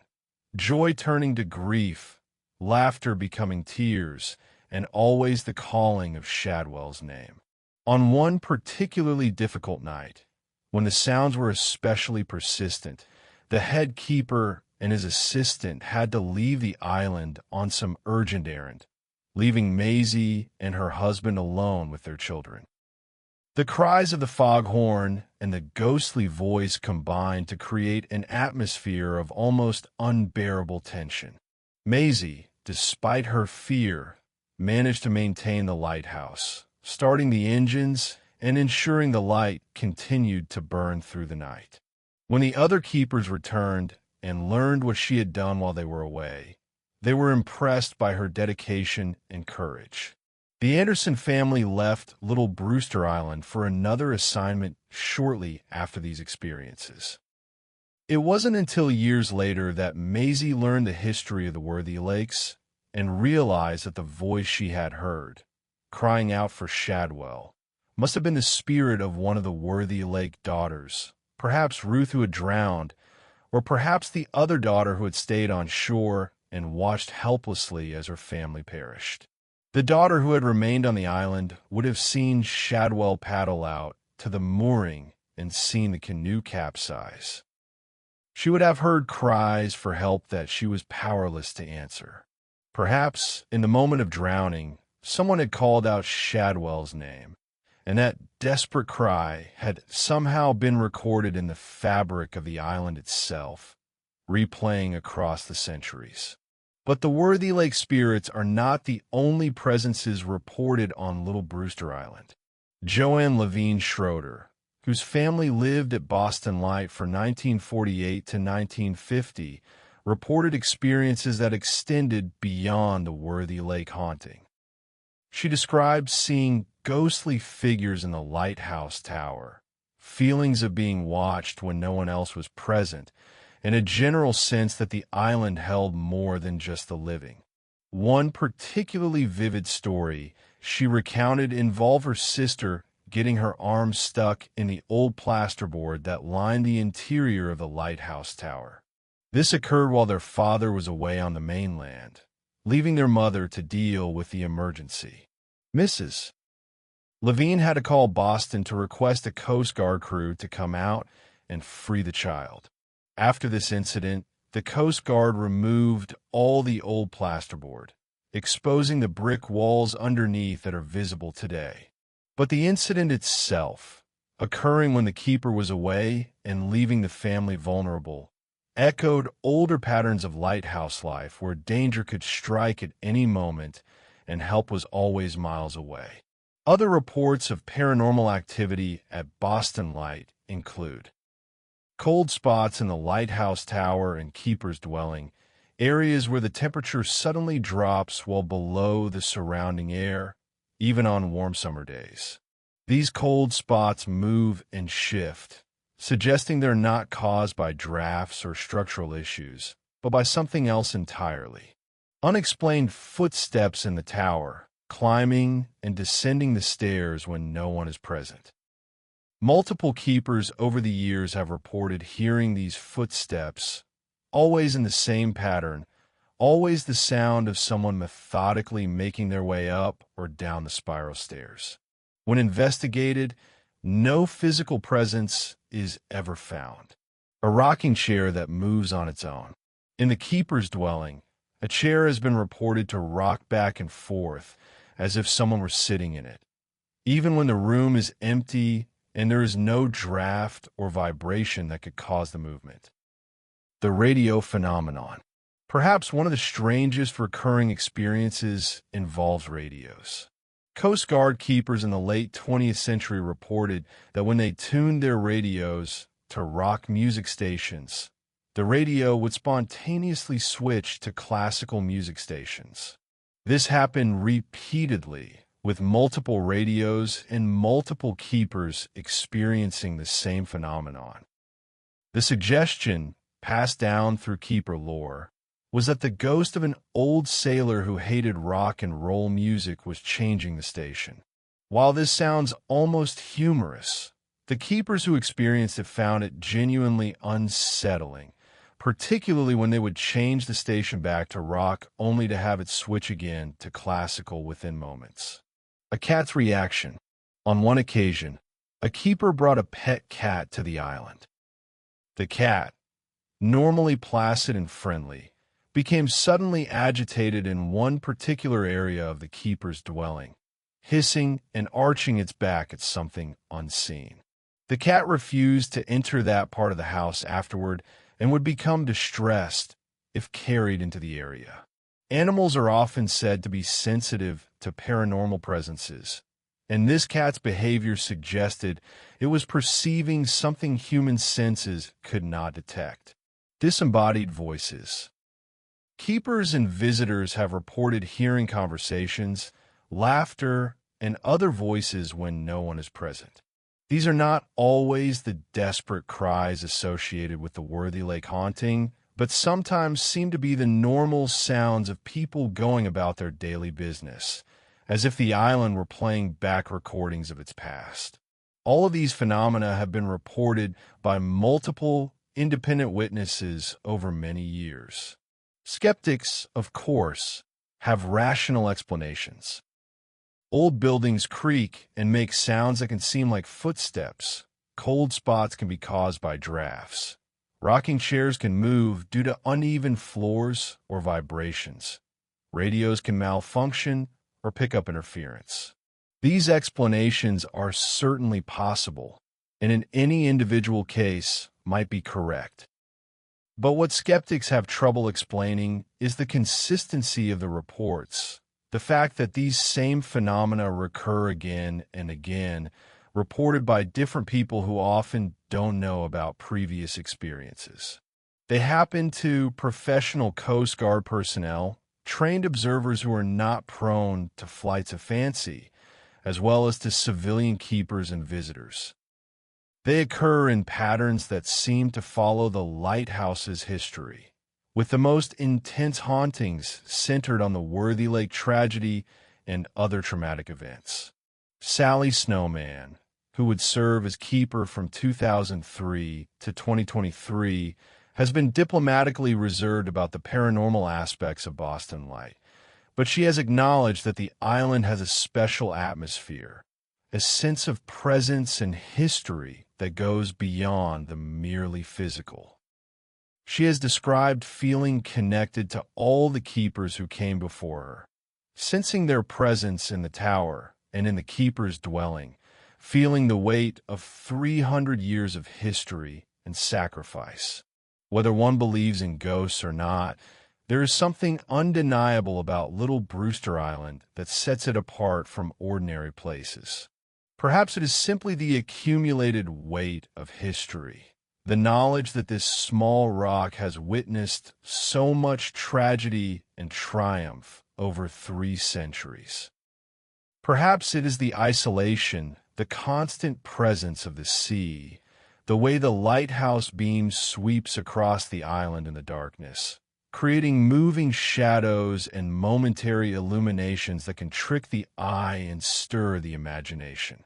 Or perhaps, as believers in the paranormal would argue, the dead of Little Brewster Island truly do linger, bound to the place where they lived and died, unable or unwilling to move on. George and Worthylake, their daughter Ruth, Shadwell, George Cutler, John Edge, and all the others who died in the waters around the island. Maybe they remain, walking the shores they once knew, climbing the tower stairs they ascended in life, keeping their own eternal watch alongside the living keepers who tend the light.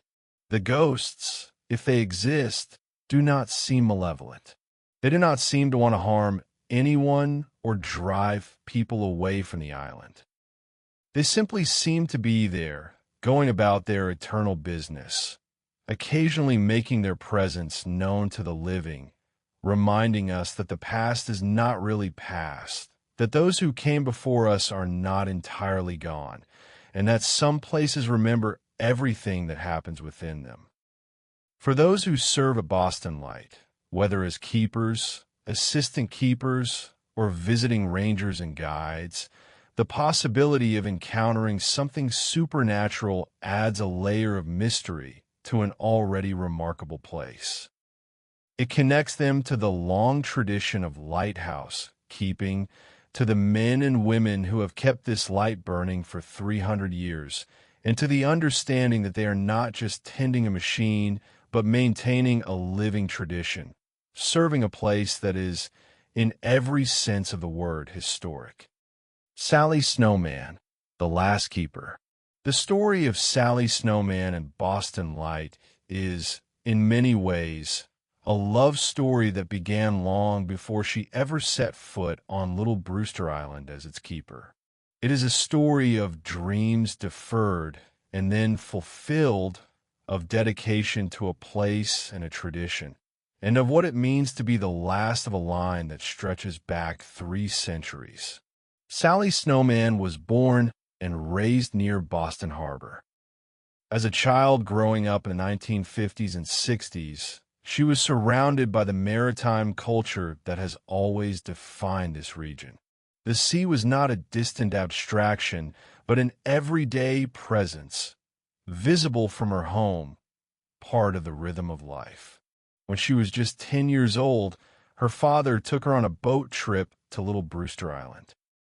Standing on the rocky shore, looking up at the white tower of Boston Light rising against the sky, young Sally turned to her father and made a declaration that seemed at the time like childish fancy. "Daddy, when I grow up, I want to get married out here." Her father likely smiled at this pronouncement the way parents do when children make grand statements about the future. But Sally never forgot that moment or that feeling, the sense that this place was special, that it called to something deep within her. As she grew older, the dream persisted. Boston Light remained a beacon in her mind, not just as a navigation aid, but as a place of almost mystical significance. Sally pursued education with dedication and persistence, earning a Bachelor of Science degree from Bridgewater State College, a master's degree in education from Curry College, and eventually a PhD in neurolinguistics from Walden University. She worked as a teacher, developing expertise in how people learn and process language. But throughout her academic career and her work in education, Boston Light remained in her thoughts, a persistent dream that refused to fade. She also became involved with the Coast Guard Auxiliary, a civilian volunteer organization that supports Coast Guard missions. She joined the Auxiliary in 1976 at the age of 25, following in her father's footsteps.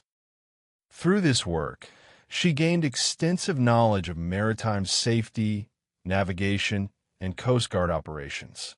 She spent 30 years as an auxiliarist, volunteering her time and skills, learning about the maritime world, and deepening her connection to Boston Harbor.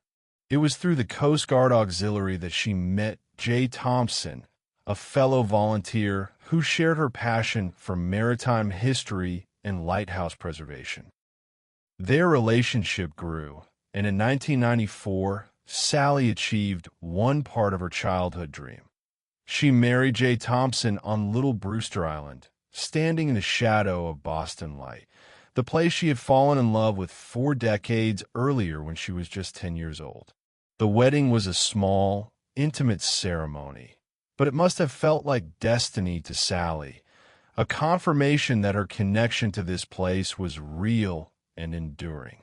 But she still was not the keeper. That role was held by active-duty Coast Guard personnel, rotated through assignments like any other Coast Guard position. Sally continued her work as an educator, continued her volunteer service with the Auxiliary, and waited, though for what she may not have been entirely sure. Then, in 2003, circumstances changed in a way that created an opportunity Sally had never quite dared to hope for. The events of September 11th, 2001, had transformed America's security priorities. The newly created Department of Homeland Security absorbed the Coast Guard, and the service's resources were stretched thin by new demands. Active-duty Coast Guard personnel were needed for critical security and defense roles.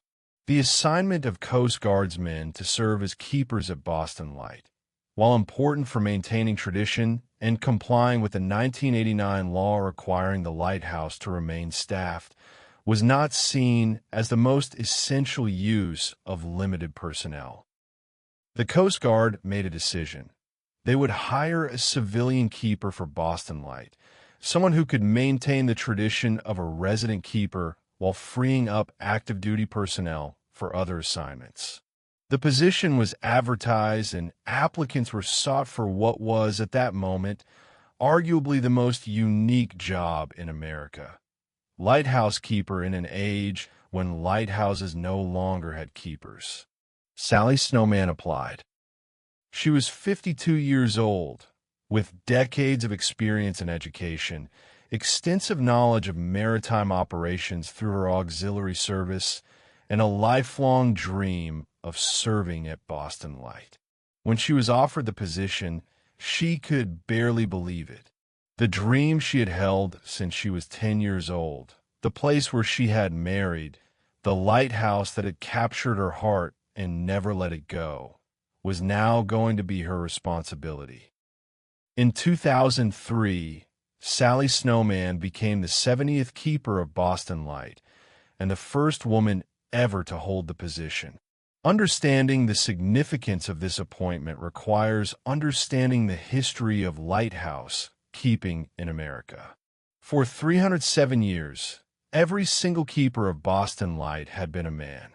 This was not surprising given the era in which the lighthouse was established and the nature of 18th and 19th century society.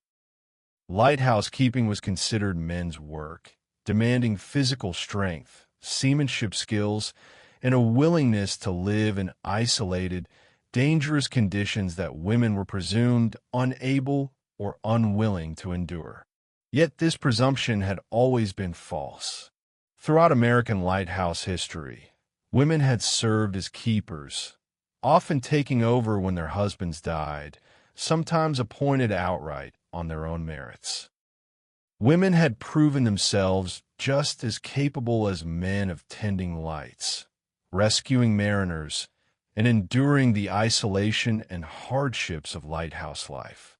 But at Boston Light specifically, through all those 69 previous keepers, from George Worthylake in 1716 to the last Coast Guard keeper in 2003, every single one had been male. Sally Snowman's appointment shattered that pattern and, in doing so, highlighted the often overlooked role of women in lighthouse history. Sally approached her new role with a mixture of excitement, reverence, and determination.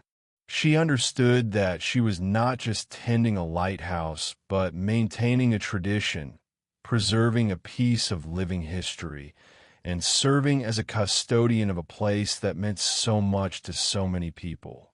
She moved into the keeper's house on Little Brewster Island, the same two-story dwelling built in 1884 that had housed generations of keepers and their families.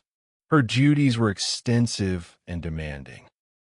Although Boston Light had been automated in 1998, meaning the light and fog signal would operate automatically without human intervention, the automation was not perfect, and the station required constant attention.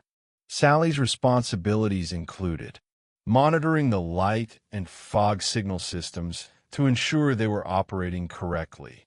If anything malfunctioned, she needed to identify the problem and either fix it herself or call for technical support.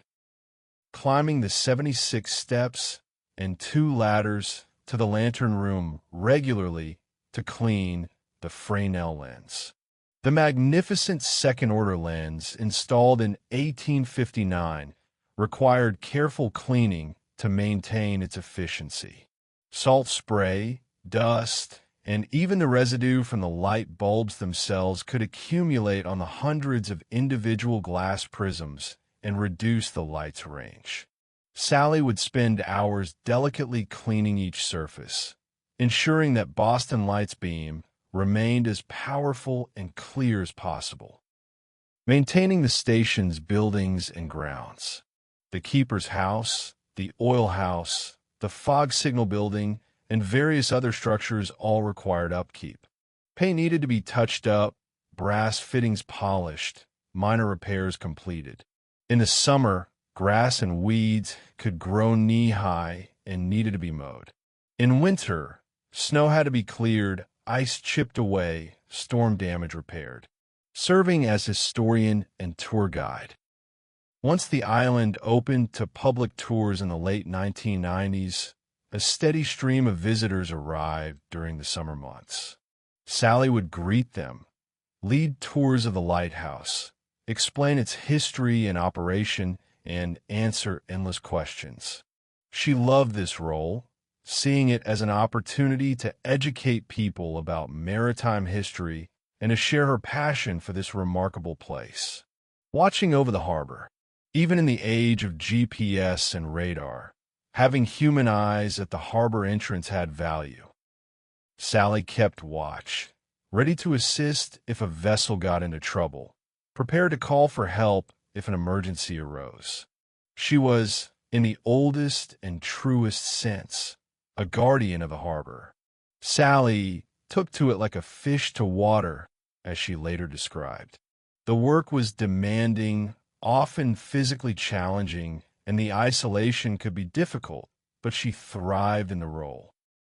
She developed a deep routine, rising early, checking all the systems, attending to maintenance tasks, greeting visitors during tour season, and simply being present, keeping watch as keepers had for 3 centuries.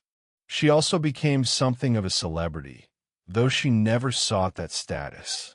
As the last official lighthouse keeper in the United States, she attracted media attention. Journalists came to interview her. Photographers captured her image tending the light. Documentaries featured her story. She appeared on television, was profiled in national magazines, and became the face of America's lighthouse heritage. But through all this attention, she remained focused on her essential duty, keeping Boston Light operating and accessible, maintaining the tradition entrusted to her. Sally lived on Little Brewster Island for 15 years, from 2003 until 2018. She resided in the keeper's house, enduring the isolation, riding out storms, experiencing the full reality of lighthouse life. In February 2013, she weathered an intense blizzard while alone on the island, with 50 to 60-knot winds and 20-foot seas battering Little Brewster. Modern meteorologists called it a historic storm, one of the most powerful to hit the region in decades. Sally rode it out in the keeper's house, watching through the windows as waves crashed over the island, trusting in the structural integrity of the 129-year-old building and the protections of the stone lighthouse itself. It must have been terrifying. It gave her a visceral understanding of what generations of previous keepers had endured during similar storms and eras, when there was no radio contact with the mainland, no Coast Guard standing by to assist, nothing but the keeper's skill and courage between survival and disaster. But in 2018, circumstances forced a change. The keeper's house, despite efforts at maintenance and preservation, was aging. A safety inspection revealed structural issues that could not be ignored. The house, built in 1884, was 134 years old.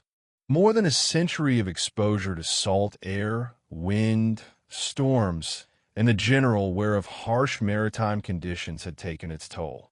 Repairs were possible, but would be extensive and expensive, and during the renovation period, the house would be uninhabitable. The decision was made that Sally would no longer live on Little Brewster Island full-time. Instead, she would commute to the island for day shifts, continuing her duties as keeper but residing on the mainland. It was a bittersweet change. Sally had loved living on the island, feeling the full immersion in the lighthouse keeper's life, but she understood the necessity. The arrangement also made life somewhat easier, as she was by this time 67 years old, and the physical demands of island life were becoming more challenging. Even as a day shift keeper, Sally continued her work with dedication. She still climbed the tower, still cleaned the lens, still maintained the grounds, still greeted visitors, and shared the lighthouse's history. And she still wore her signature bonnet, a historically inspired head covering that had become her trademark. She often dressed in period costume when giving tours, wearing clothing styled after what a lighthouse keeper's wife might have worn in the 18th or 19th century. This wasn't mere theatrics, but a deliberate choice to help visitors imagine the lighthouse's history, to make the past feel more immediate and real. Sally also pursued other interests that complemented her work at the lighthouse. She was a Reiki master and Kundalini yoga instructor, practices focused on energy work and spiritual wellness. She established the Harmonic Sanctuary of Enlightenment, a small private practice where she offered sound healing and drumming circles. She played a handmade buffalo skin drum and incorporated these spiritual practices into her understanding of what Boston Light represented. For Sally, the lighthouse was more than just stone and glass and light.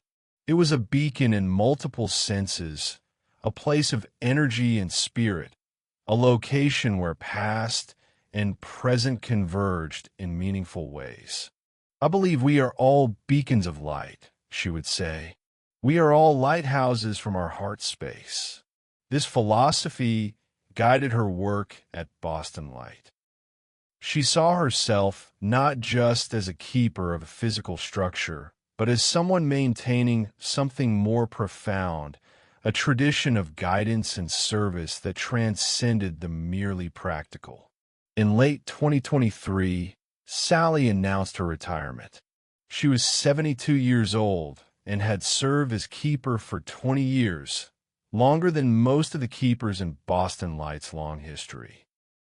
Her announcement generated significant media coverage as people across the country realized that her retirement marked the end of an era not just for Boston Light, but for American maritime history.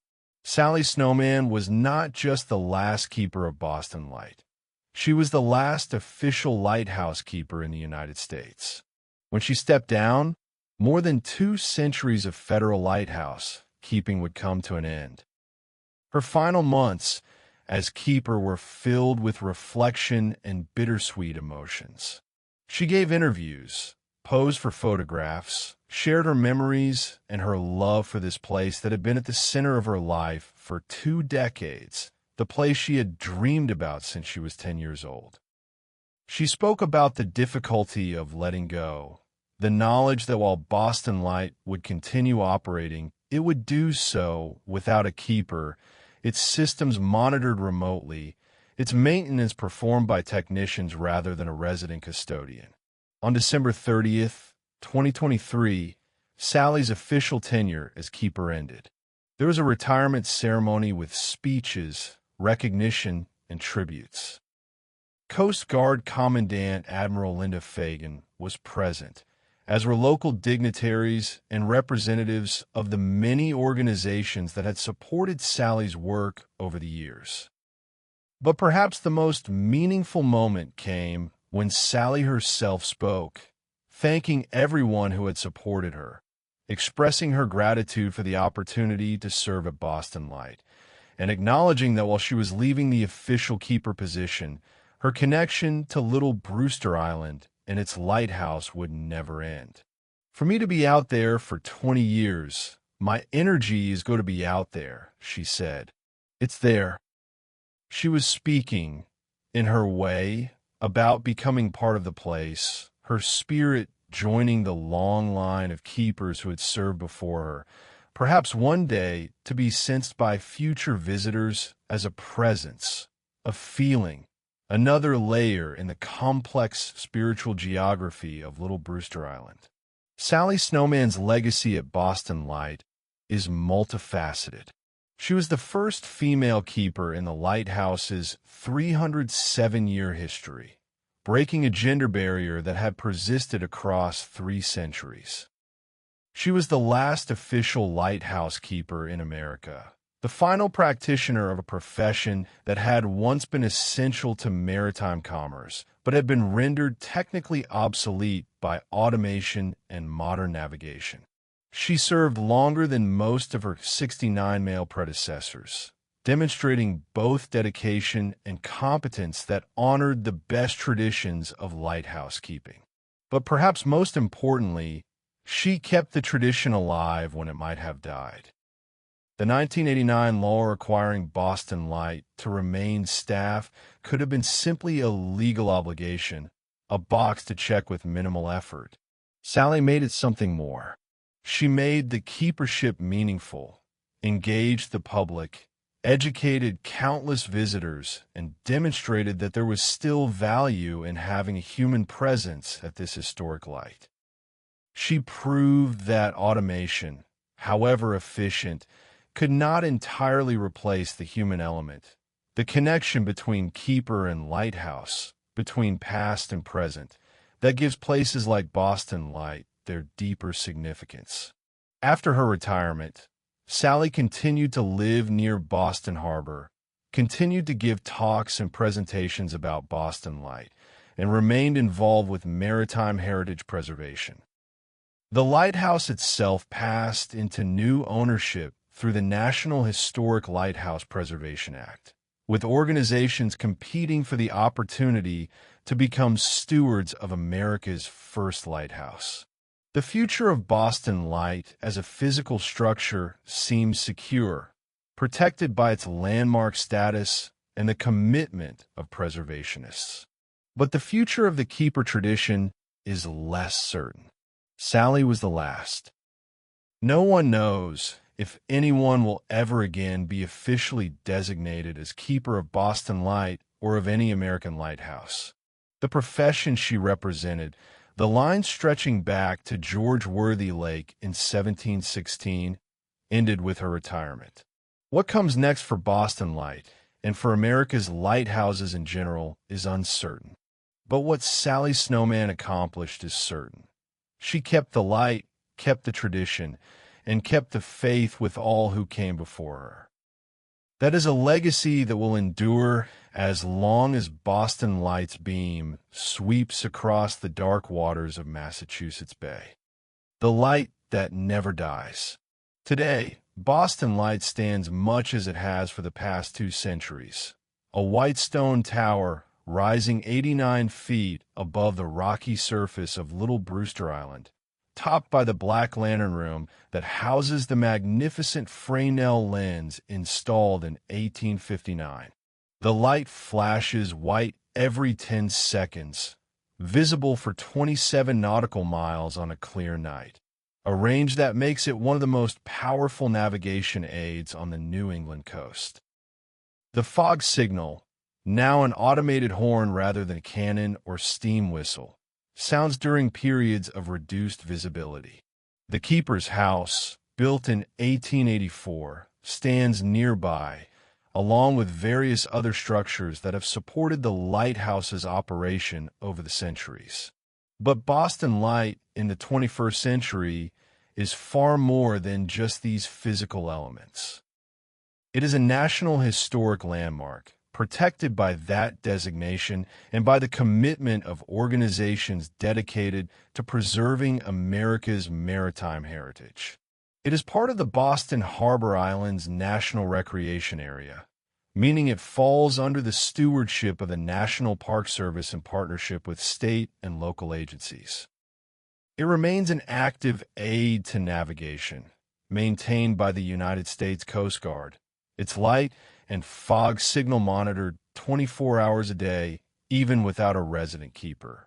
And it is a destination for tourists, historians, maritime enthusiasts, and anyone drawn to this place where American lighthouse history began. Public access to Little Brewster Island continues through seasonal tours offered by Boston Harbor City Cruises in partnership with the National Park Service and the United States Coast Guard. These tours, running from late spring through early fall, allow visitors to make the journey out to the island, step onto its rocky shores, tour the lighthouse under the guidance of park rangers, and climb to the Lantern Room to see the Fresnel lens and gaze out across Boston Harbor from the same vantage point that George Worthylake first occupied in 1716.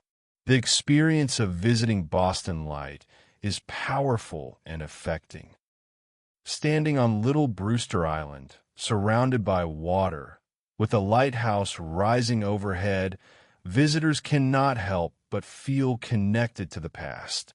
The salt air, the cry of gulls, the sound of waves against the rocks. These are the same sensations that every keeper and every visitor has experienced for 3 centuries. The view from the lantern room, looking back toward Boston's skyline, reveals a city transformed almost beyond recognition from the colonial port Worthylake would have known, yet the essential geography remains the same. The islands, the channels, the dangerous approaches that made this lighthouse necessary. The lighthouse itself operates automatically now. Sensors detect sunset and sunrise, turning the light on and off without human intervention.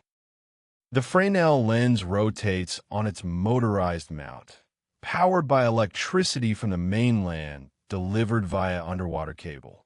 Backup generators stand ready to take over if the main power fails. Computers monitor all systems continuously, alerting technicians on the mainland if anything goes wrong. Modern technology has made the lighthouse keeper's physical presence unnecessary for the light's operation. And yet, something was lost when Sally Snowman retired and the keeper's position ended.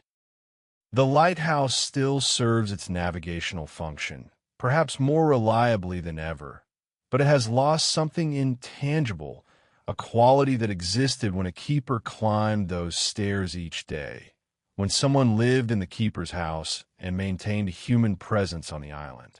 Visitors who came to Boston Light when Sally was keeper often remarked on the difference between this and other lighthouses they had visited. Other lights were museums, historical sites preserved in aspic, interesting but static. Boston Light, with Sally as keeper, was alive, still performing its function, still inhabited, still connected to its own past through an unbroken tradition of human stewardship. The question of what comes next for Boston Light generates considerable discussion among preservationists and maritime heritage advocates. The lighthouse itself requires ongoing maintenance. The structure is over 200 years old, having been built in 1783 on the foundations of the 1716 original. The Fresnel lens is 165 years old, a delicate assemblage of hundreds of glass prisms that requires careful cleaning and occasional repairs. The keeper's house, as we have noted, has structural issues that need addressing. All of this requires funding, expertise, and commitment. Under the National Historic Lighthouse Preservation Act, lighthouses deemed excess to Coast Guard needs can be transferred to new owners, typically nonprofit organizations, historical societies, or government agencies at the state or local level. These new owners receive the property at no cost, but must commit to maintaining it and keeping it accessible to the public. Several organizations have expressed interest in assuming ownership of Boston Light, recognizing both the honor and the responsibility such stewardship would entail.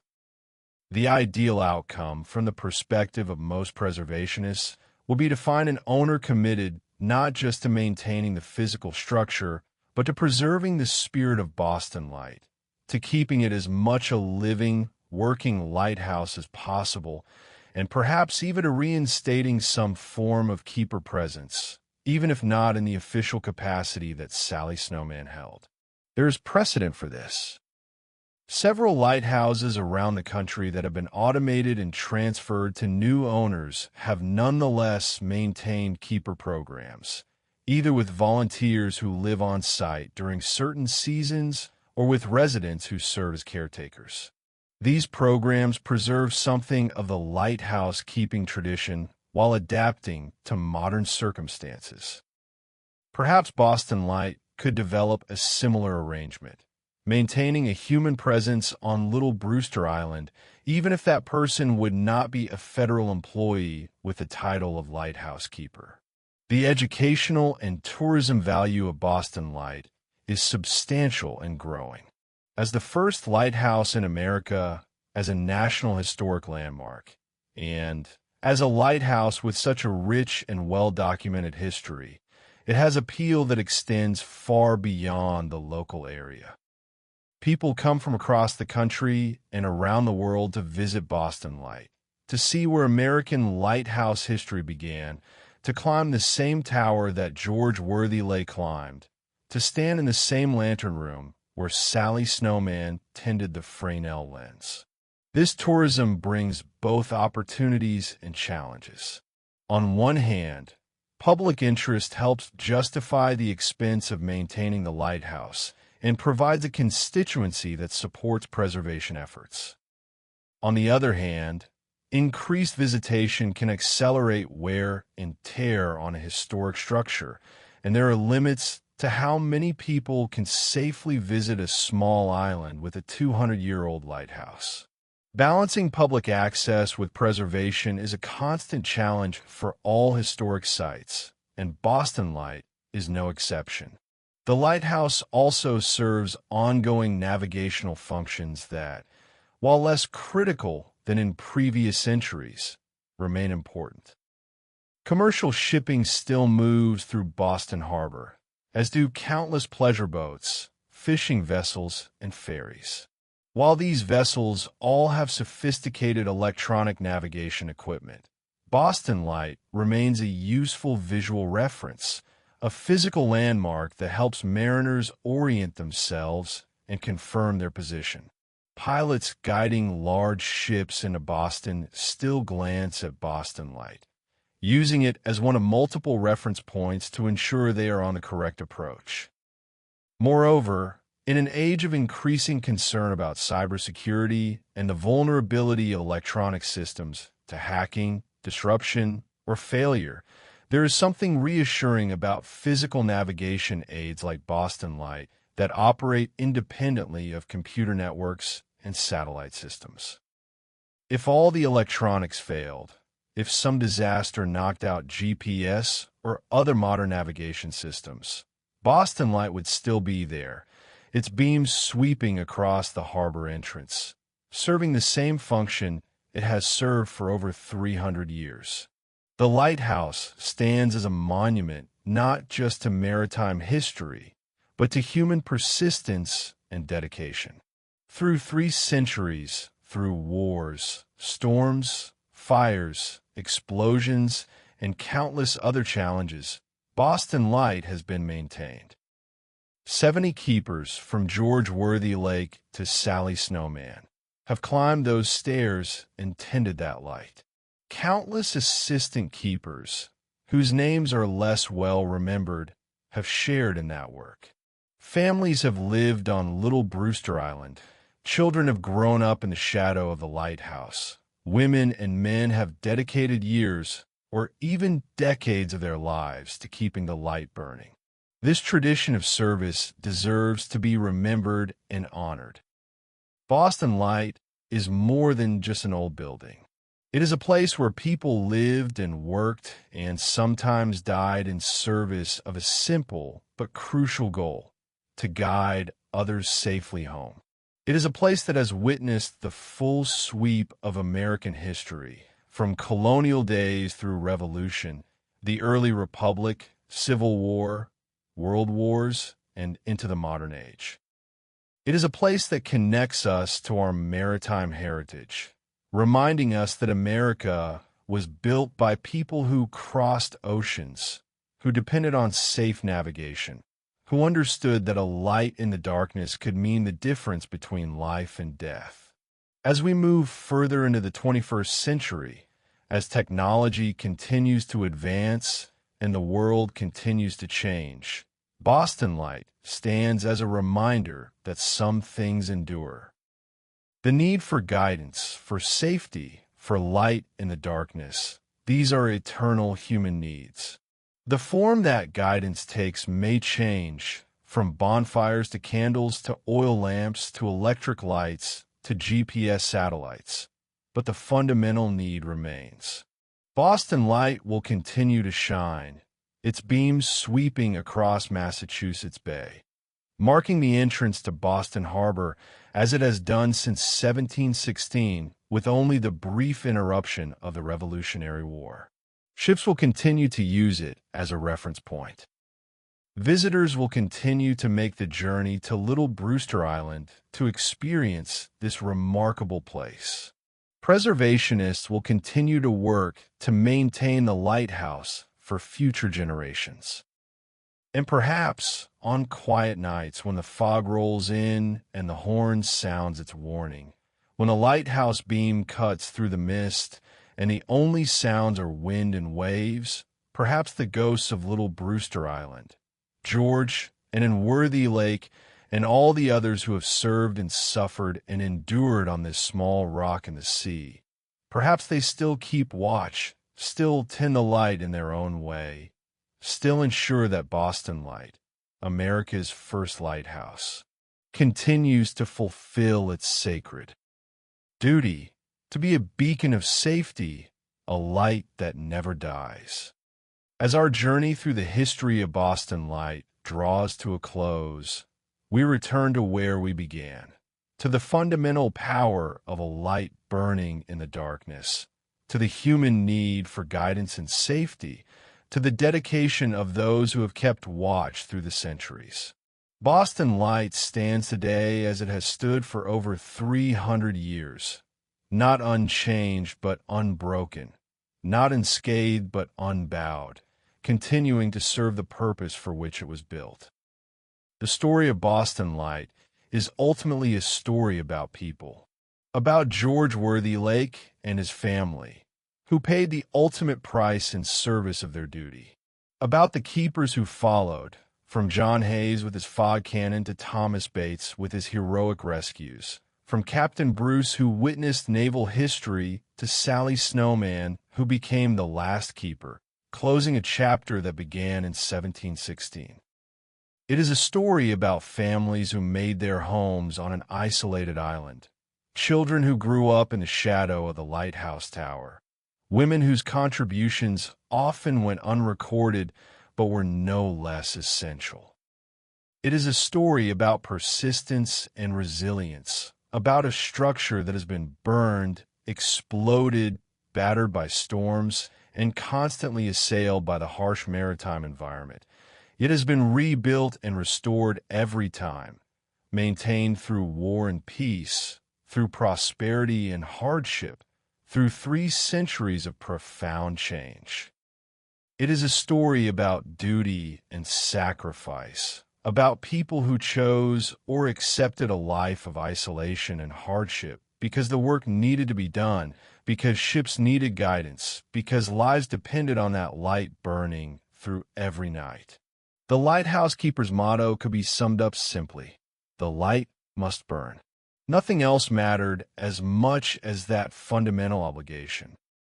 And it is a story about tradition and memory, about how we remember and honor those who came before us, how we maintain connections to our past even as we move into an uncertain future.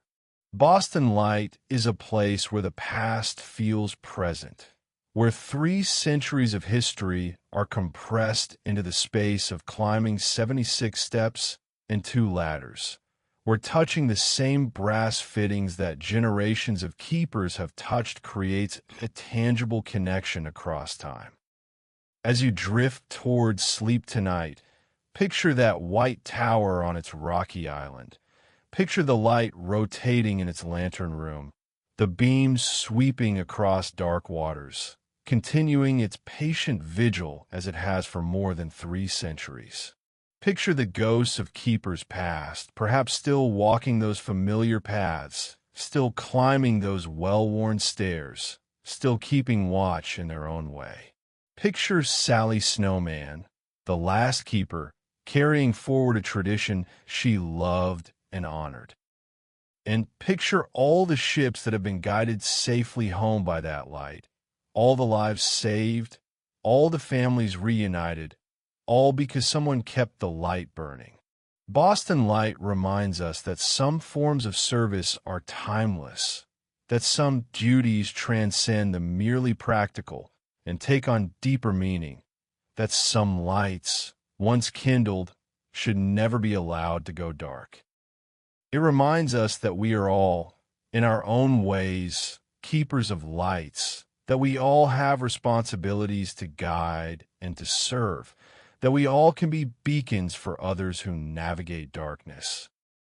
The lighthouse stands, the light burns, and somewhere in the night, ships make their way safely home, guided by a beacon that has marked the entrance to Boston Harbor since 1716, that will continue to do so for as long as we choose to maintain it, to honor it, to keep alive the tradition that George Worthylake began on a September night more than 300 years ago when he climbed those stairs for the first time and lit America's first lighthouse.